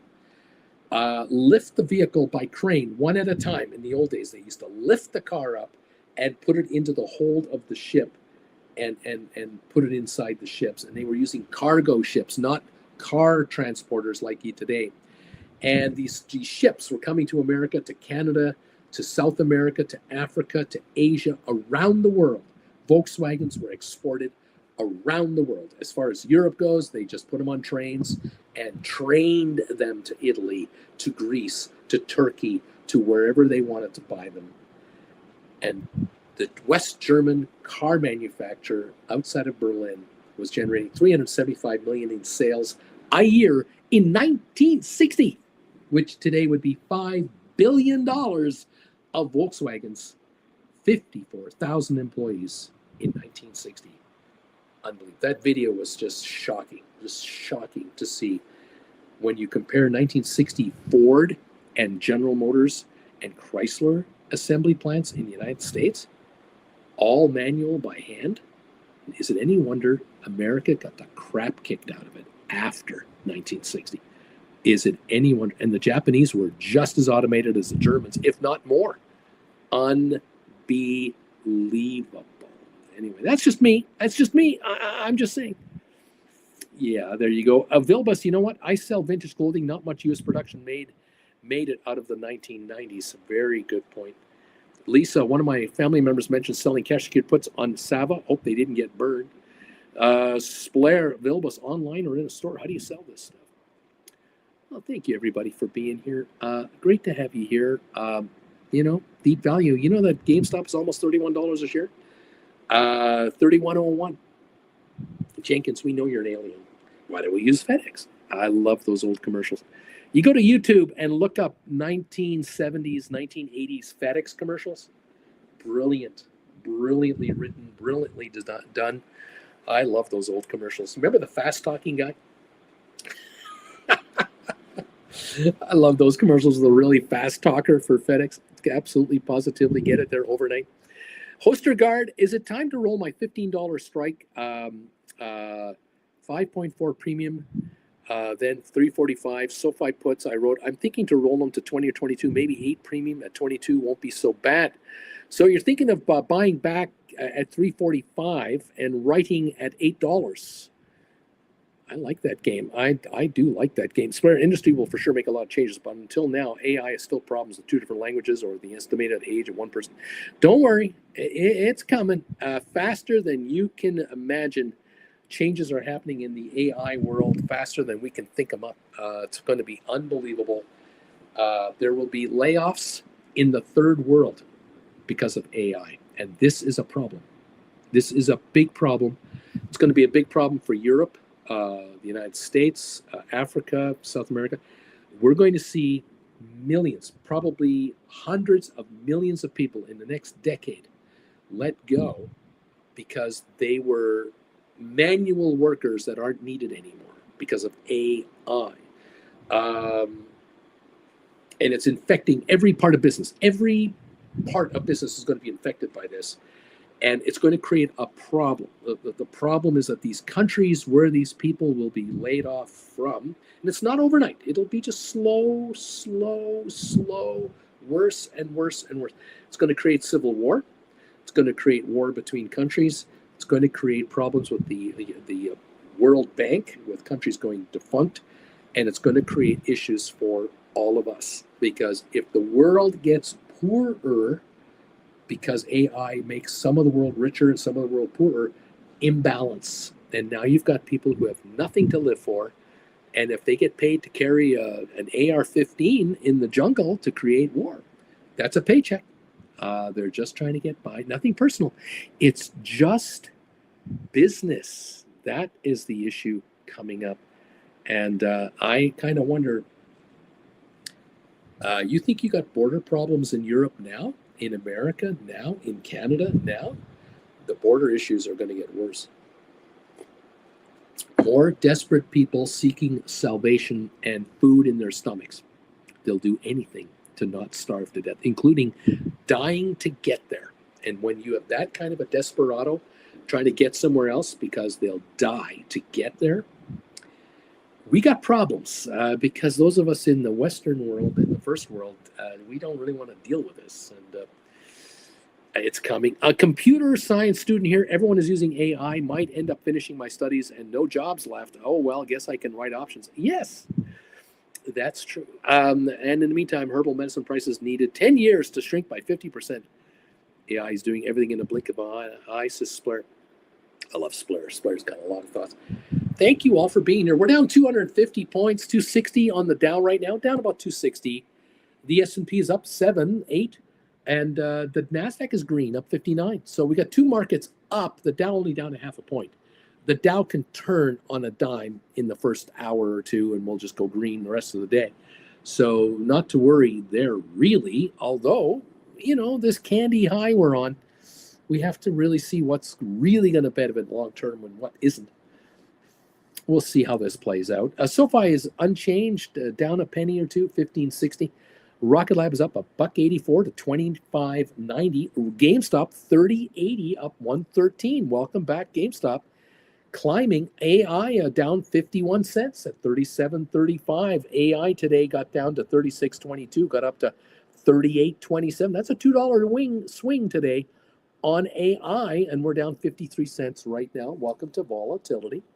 NVIDIA's up 88 cents. It did get up to 139.30, but now it's 136.75. So a couple of bucks, 260 off the high, but not the end of the world. Opportunity knocks on NVIDIA. Call credit spreads on NVIDIA. 155.65 neighborhood. 1 or 2 week expiry. $5 spread, $10 spread, anywhere in that range, you can make easy money. I've got classes, how to do this. The classes are on sale for $120 a class. I mean, give me a break. You can change your life for nothing. Come on and join the party, everybody. Oh, this is going to be fun here. Deep value, you can now write options on BTC ETFs as of last week, apparently. Hostergaard, honestly, the AI takeover can't come fast enough. Let robots make everything and make it common good. No need for an economic system when everyone can have everything for free. The short story. There you go, Hostergaard. But we got to be careful to make laws so it benefits everyone, not just the rich. It's going to be the key. Well, the United States population nixed that idea 2 weeks ago. They thought of the progressive message being sent from the one side of American politics about including everyone in the wealth, and a majority of Americans went, "Oh no, no, no, no, no! We're going old school. We're going to go with the 80-year-old guy idea. We're going there."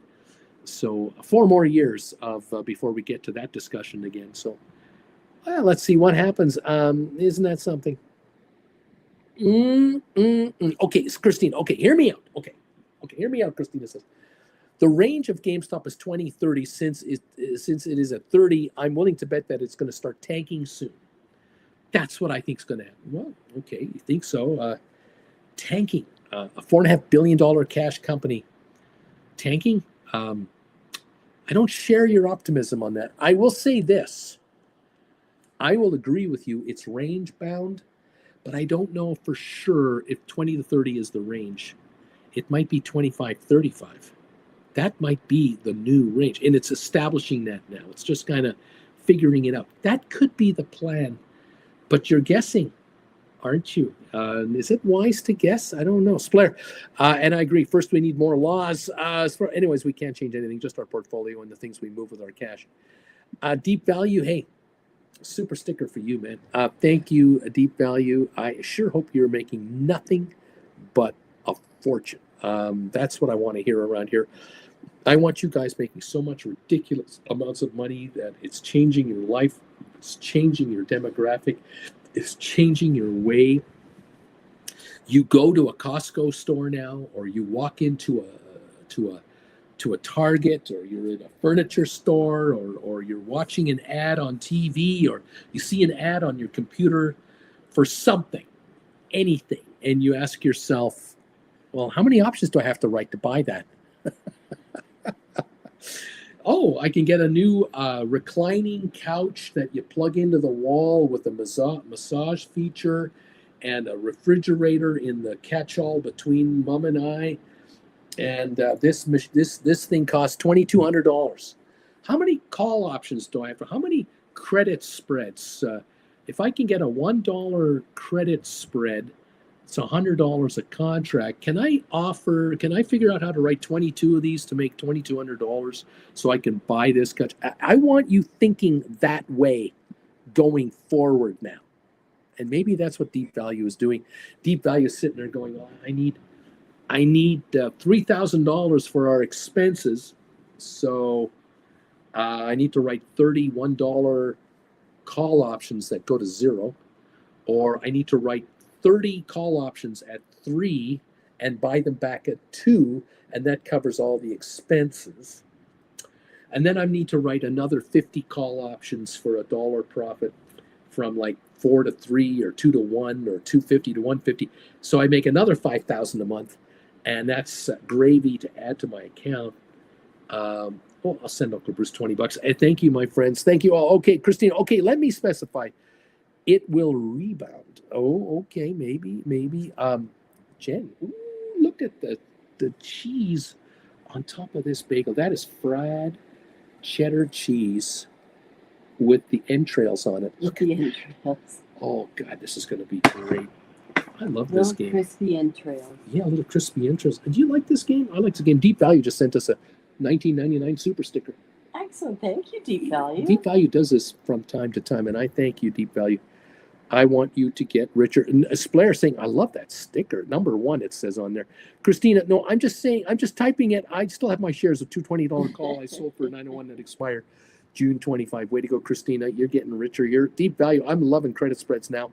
Thank you, Uncle Bruce. The classes are the best, man. The best. Hostergaard, there's a great short story about it called Manya, 2 Views of Humanity's Future. It can be read for free. Well worth it. 2 ways we can go with AI. It's our choice, utopia or dystopia. That's right. Zeta State. Hey, guys, please remind me, what is the class number to write spreads? I want to write on NVIDIA. What is that class? Does anyone know? Mandu number 5. Bagel time, Zed. Uncle Bruce, what credit spread should we write on NVIDIA? Jen is heading out. Thank you, Auntie Jen. Good morning, Auntie Jen from Deep Value. Hi and goodbye. She says, hey, why I study computer science? I want to bring that future where AI can give you everything but purpose. No humans dying of hunger or homelessness or any material needs. I want to free humanity. Vilbus. It's not our choice, though. Available as that choice is already made for us, and we all know it's not utopia. There you go. Giddy up, everybody. Oh, gosh, look at this. These big, look at the sesame seeds here. The cheese melting on there. Look at that. Look at that. Look at the crusty. I love that cheese. She puts the cheese in the pan, and then it fries up, and then you get these crunchy, they're like cheese chips. I love it, baby. Oh, this looks so good. Oh, man.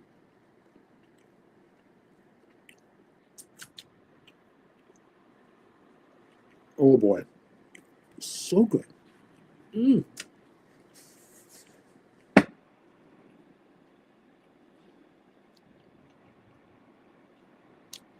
This is pretty good stuff.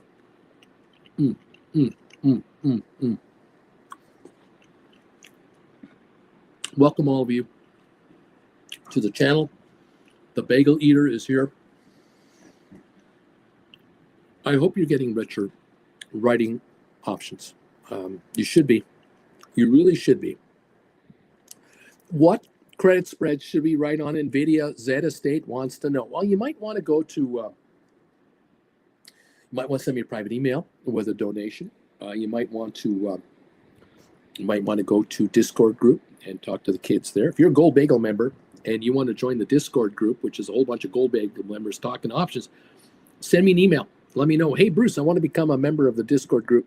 I'm a Gold Bagel member. Here's my handle, brucefrommert@hotmail.com. If you're going to buy these classes, 5 for the price of 4, head over to PayPal and make your payment right down at the bottom there where it says paypal.com, Bruce Frommert, Traveling with Bruce. Make your payment for $5.99 US there for every 5 classes you want. If you want more than 5, but not 10 or 15, just multiply every class times $120 US. That's the sale, 5 for 4. Minimum 5 or more, you get the deal.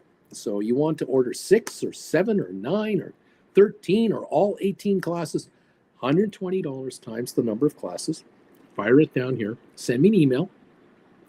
Tell me what numbers you want. You're sending me enough for 18 classes. I kind of know you want all 18, but just verify that. But if you need 13 classes or something like that, or 9 or whatever, tell me which 9 you want. I'll send you the links after the show's over. We'll get you going. You got Thanksgiving coming up. You've got time to study and some alone time away from those relatives, maybe. Oh man. Yeah. Oh, that's so good. Bobby, spreads and poor man cover calls number 8, maybe. Most good. Yeah. You might be right. Choices are being made for us, and not all of them are the right ones. Beach Boy, Uncle Bruce, I missed your bill explanation. Any chance you could get into it again? Talk to me about this. Okay. Give me a sec. Deep Value, Splair TV, Trip, let's go GameStop, 31.36, 31.42. Lisa, Uncle Bruce, I don't have any margin. How can I partake in this bill strategy? It's a bit expensive at $91 for me. You're using your cash to buy as many of these units as you can to get 5.1% on your money. That's how you're doing. The only way these go down in price is if interest rates get cut dramatically. I mean, 2% drop in a hurry. Not going to happen. This is yielding the 1 to 3 month treasury yield. They got 33 billion under admin. The symbol is BIL. Take a look at the last month, last week, the last 15 days. You'll notice it goes up, and at the end of the month it drops because they pay out the interest that they got for the month, and then it climbs again, and then it drops, and it climbs again. So if you buy it during the month as it's rising, your value is rising, then your value will drop, you get a dividend, the interest, and then it rises again. You don't ever have to worry about buying it and selling it and buying it and selling it. Just hold it. You have it in your margin account, hold it in your margin account, and enjoy the premium, the interest on your cash balance. That's what this is. Christina, have we talked about buying DIM, deep in the money SoFi? I can get a $10 call that expires Jan 27 for $8.50, so $18.50 on that deal. Is that an okay deal? Well, the 10 is worth $5.75, and so paying $8.50 for a $5.75 contract is too much. It's too high right now.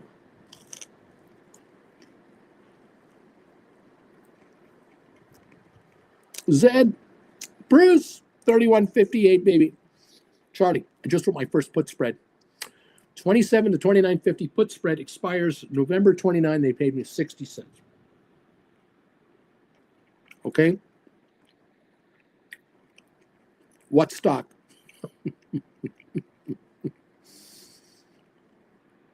Put spread. Is that GameStop? Is that AI?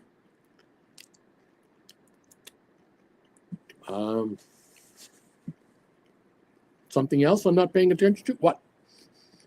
What's good? Oh, about the bill. My broker wants around 2 cents US a share with a minimum charge of approximately $10 per trade. Worth it? Saxo Trader from my Scandinavians out there seeking the same info. I mentioned this yesterday, and I'll mention it again. You have to check with your broker how expensive is it to buy these BIL ETFs, because that's what this is. This is an ETF on treasuries.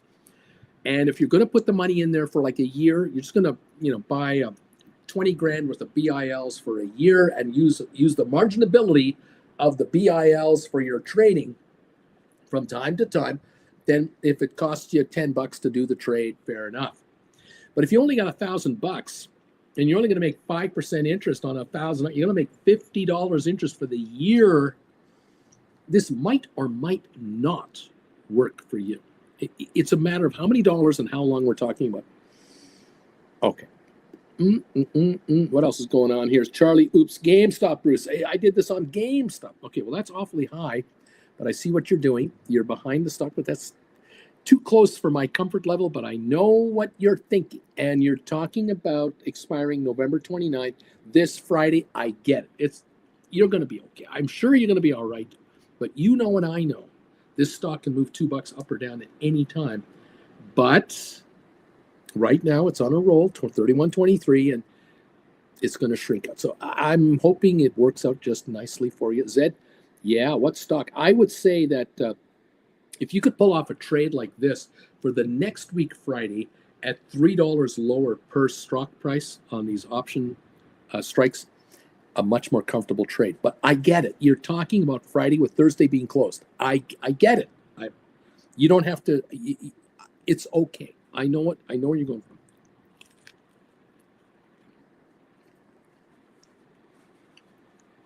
Let me know what trades you're doing. Tell the class if you want. Thank you all for being here today. Joining this show from wherever you are. We have a lot to watch. We have a lot to think about. We have a lot to wonder about going forward. I thank you all for being here. Have you seen my poll question today? And thank you for the thumbs up, by the way, while we're thinking about it.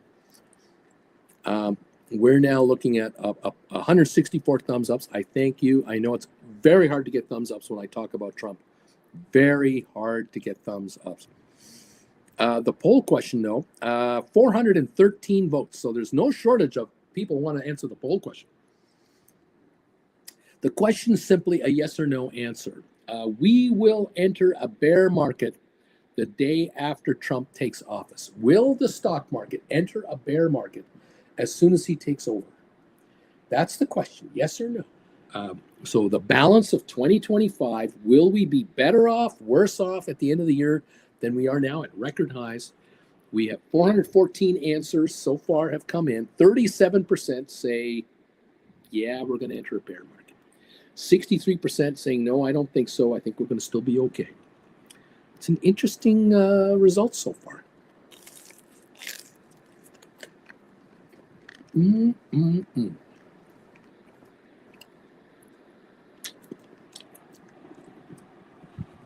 These sesame seeds are unbelievable.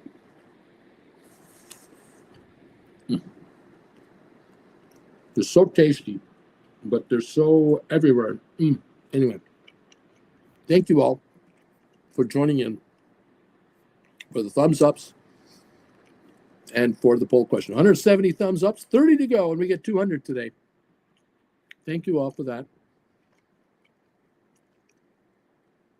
416 votes now on the poll question, 37 to 63.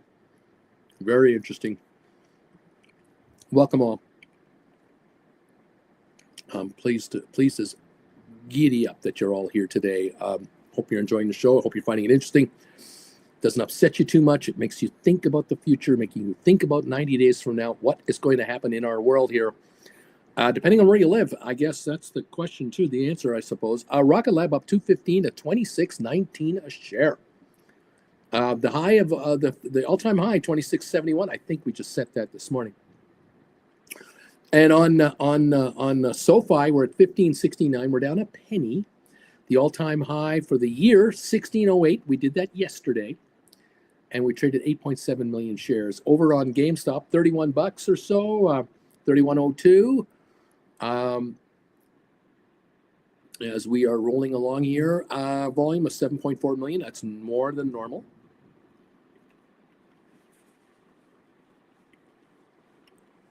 There could be something brewing. I don't know. Matterport, just about 490.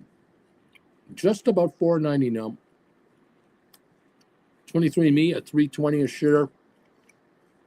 Spire Global, 1637, down a quarter. ATI Physical Therapy, 174, down 2. Something's happening on SmartRent. I don't know what it is. SmartRent is 182, up 20 cents. 680,000 volume. I don't know for sure what's going on. Average volume for the day, 1.5 million. We're at 680,000 now. Okay, but we're up 20. The low all-time, 117. We're at 182. Apple, up 165. We got Tesla up 647. We got Microsoft up 714. These are good gains. Google up 48. Amazon is up 547. NVIDIA up 56 cents. Meta up $8. Some of these are doing really nicely. Goldman down $7. Cisco up 24 cents. Arc Innovations up down 50. Pfizer down 42. HPQ down 22. Unity down $1. AI down 44 cents. Adobe up 71. The spiders are up 80 cents. The Qs are up 174. Netflix is holding a $15 gain, but I don't know if there's much more gas in the tank right now. We did get to 886, but we're back to 880 and faltering. I wonder if Netflix will go lower now. Stick around. We'll watch it. IBM up 23. Vanik down $1. Home Depot down 290. Enphase down 130. Palantir down 21. And Uber down 154. Some are up, some are down.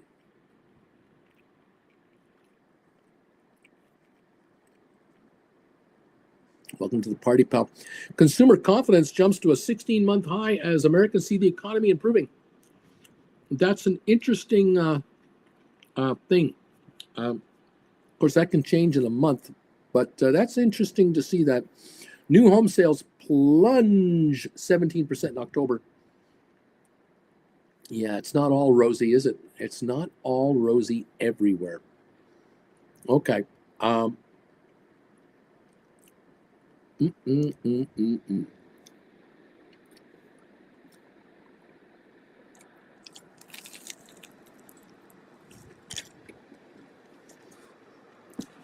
boy.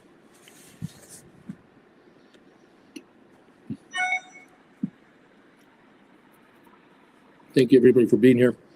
Okay.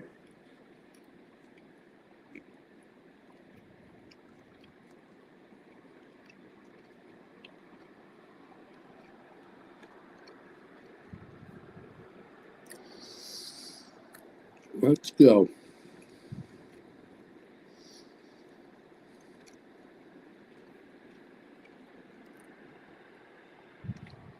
Hostergaard says, I've got about $5,000 at the moment. I have no plans about moving money from my brokerage account anytime soon. Maybe not for years. Worry a little about taxes though, but oh well. Zed Estate bill is $91.74. Charlie, that's what I was thinking too. A little close, but I think I'm going to be fine. Willing to risk it. That's on this put credit spread on GameStop in the 29 range. We're at 30.85. Hostergaard, that is about 250 per year with 5%. That's something. As they say here, many little streams make a big river. Zed Estate bill is 91.74. Does that seem right? It seems right. Gonzo Cruiser, IRO 10 Rocket Lab $29 strikes expiring December 6th for $1.07. So the Rocket Lab's $26. He's running a $29 call option out of the money. He just got paid $1.07 for that. Dies in about what 2-3 weeks, or next week. That's really cool. That's good. Gonzo, I hesitant because of how quickly it's rising, but still. Jose got 404 loss on the Rocket Lab calls I wrote, but 482 gain on the stocks covering him. So I'm good, I guess. Yes, you are.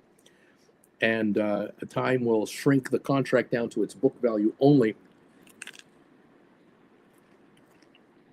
Giddy up.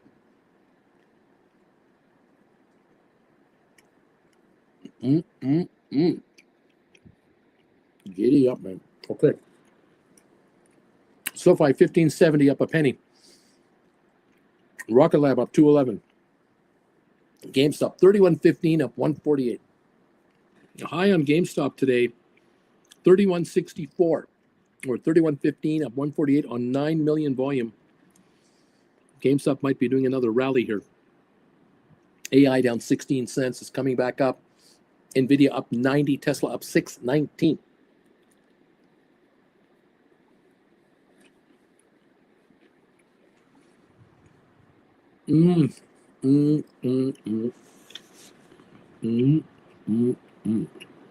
SoFi moving up 1574.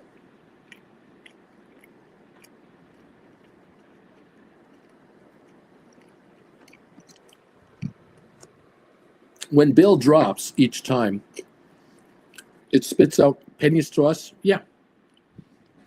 I moved $3,000 into it yesterday to take away the urge to spend it. Yeah, exactly. You're going to get monthly cash distribution, and you'll see it dip by that and then climb back up again and dip by it. And this is just monthly interest being paid to you. And it's like what would that be? 0.38 of a percentage points, 3.35, multiply 0.35 by 12. Maybe, no, it's more than that. 0.4 of a percentage point a month is 4.8% a year. You're getting more than 0.4 of a interest rate every month. It's 5.1% annualized. That's what it is. Okay.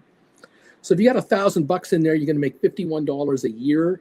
You should be getting about $4.20-30 on 1,000.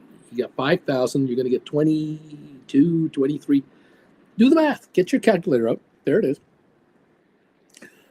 It's a little jarring to have my broker. He keeps sending me notices about a 50% loss as the premium went from 8 to 12. But then I see a 25% gain on the stock and I relax, no problem.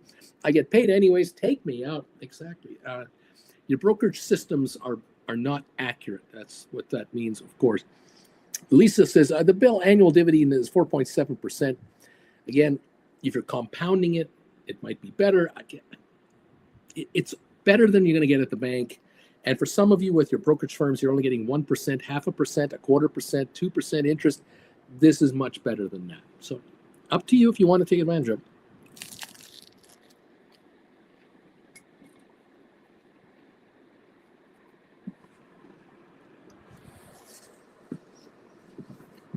Very good. I don't know the tax implications. I don't know. You're an American? I'm guessing this is interest income, but I don't know. Check with your tax advisor. You're in Britain, you're in Germany, you're in Israel, you're in Canada, Brazil. I don't know. Bill gives 36 cents a month per share. There you go. There. Okay. There you go. It's a $90-something stock, whatever. Yeah.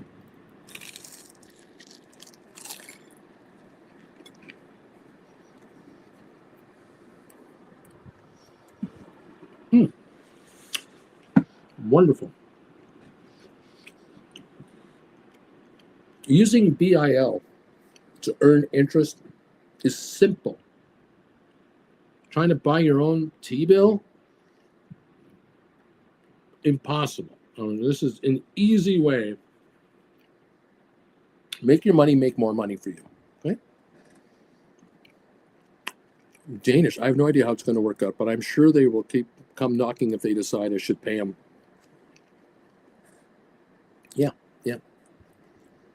I want you to have tax problems because you're making too much money. That's the problem I need all of you to have. You'll find answers to your problems on taxes. Don't worry. You can afford to find the solutions. You'll be fine.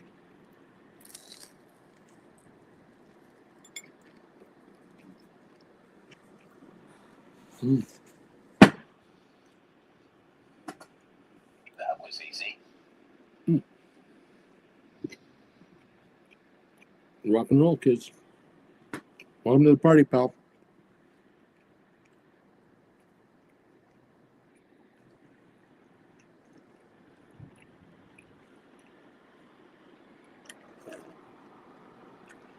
Boy, wonderful. Bobby's going, I'm going to make $70 a month. That's like taking the wife out for dinner. There you go.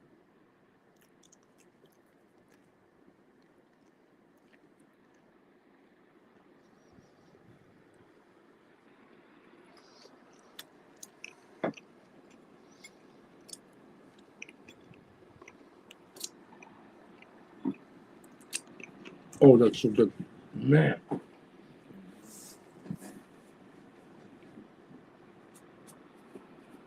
Auntie Jen outdid herself. Thank you all for being around today. Thanks for hanging around while I chomp a bagel.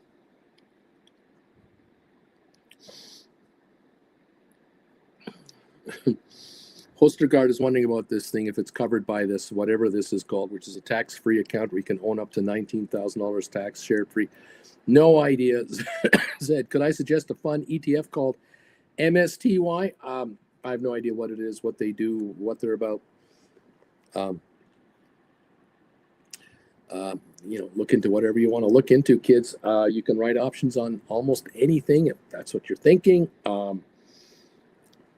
This market is tailor-made for option writers to just get richer, because there are so many right now. There are so many desperate people out there who are worried about their economic futures.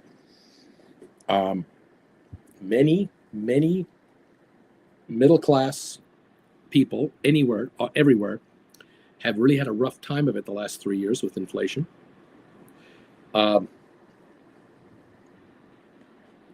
I don't see it getting better in a big way. I think the days of middle-class workers getting 5 and 10% pay raises might be over for a while. I think corporate America, corporate Canada, the corporate world is going to demand people come back to the office, come back to the power plant, come back to the distribution center, wherever the admin side. That's going to be a problem for some people to get over. Others will just do it because they have no choice. If you're here, you have a choice about what you're going to do with your future and how you're going to live it. And I encourage you to invest in yourself and give yourself every opportunity at your disposal to diversify your income stream into your hot little hands. And maybe writing 28-cent credit spreads that expire next week times 10 times is the way to start. And if you can bring in $280 twice a month on one credit spread, that's $560 a month. You can do that with another stock on another credit spread twice a month, another $560 a month. There's $1,100 a month coming in the front door, or the side door, let's say, side gig.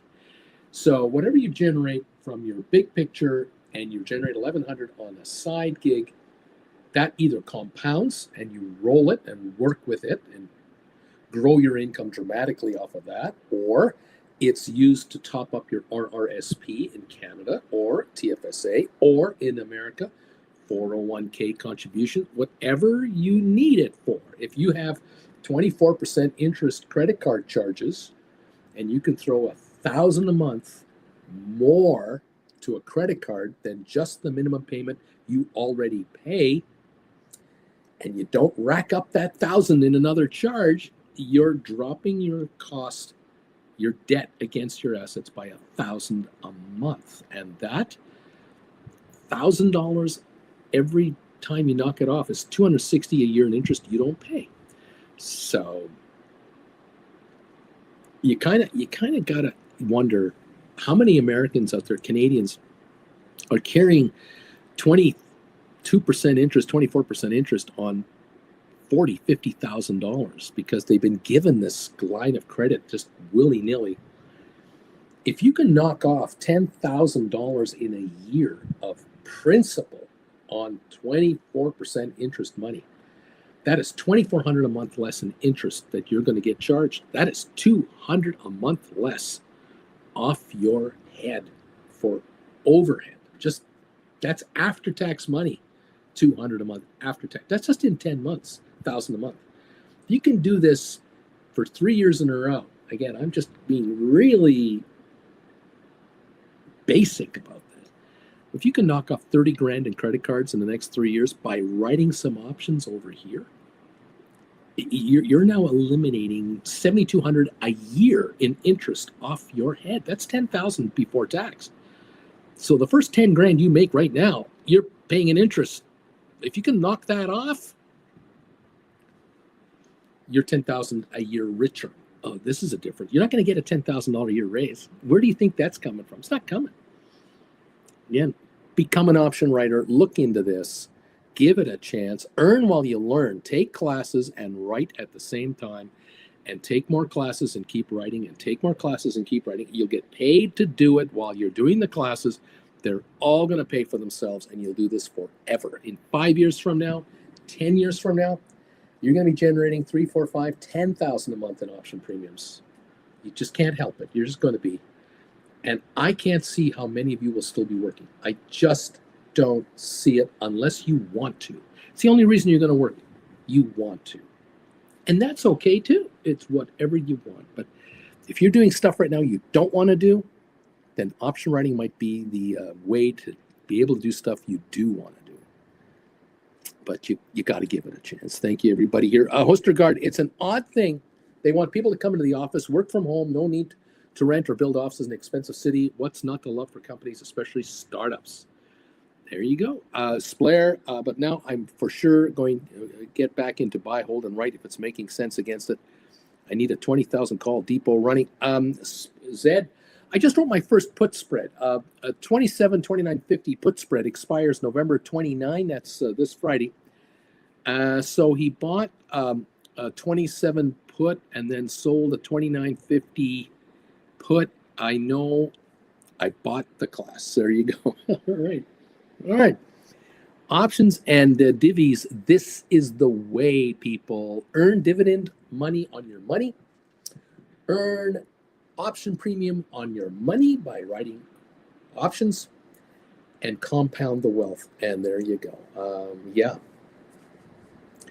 absolutely. Now, Splair, I used to find something I like to do, and now I use it to replace a lot of time forever. There you go. Giddy up, everybody. Thank you for being here today from wherever you are watching me from. I cannot tell you how much I appreciate it. Today is Tuesday. Tomorrow, Wednesday, Primetime Live for Gold Bagel members. We'll be on tomorrow night, 7 o'clock Eastern, for just Gold Bagel members. We have 432 results now, answers or votes on my question of the day. We will enter a bear market the day after Trump takes office. 37% say yes, and 63 don't think so. 63% say no. So that's a pretty decisive group that doesn't think we're going to enter a bear market after Trump takes office. So very optimistic group here. I hope you're right. I really am hoping you're right because another good year in the markets. Oh my gosh, that would be fine. 179 thumbs ups today. Yesterday we were well into 250 at this time, but I know why. We only have 179 thumbs ups. Some of you don't like hearing what I think might be happening, and so you don't give me a thumbs up. I get it. It's okay. It's not personal. It's just your thoughts. It's all good. You're welcome to agree or disagree. I just want you to get rich. I hope you agree on that. I really do hope you understand that. I want you to be making a ton of money. Thank you again for joining me today from around the world. And we will see you here tomorrow morning at 8 o'clock, first thing, as we get the Gold Bagel Member Show started tomorrow morning at 8. And we'll join the rest of you here at 8:30. And you're welcome to join in and get richer in the meantime. Make the dinero. And let's see what happens. This is Bruce and Auntie Jen from Calgary, Alberta, Canada, saying thank you again for your support of this channel. Have a great day and a great rest of the week.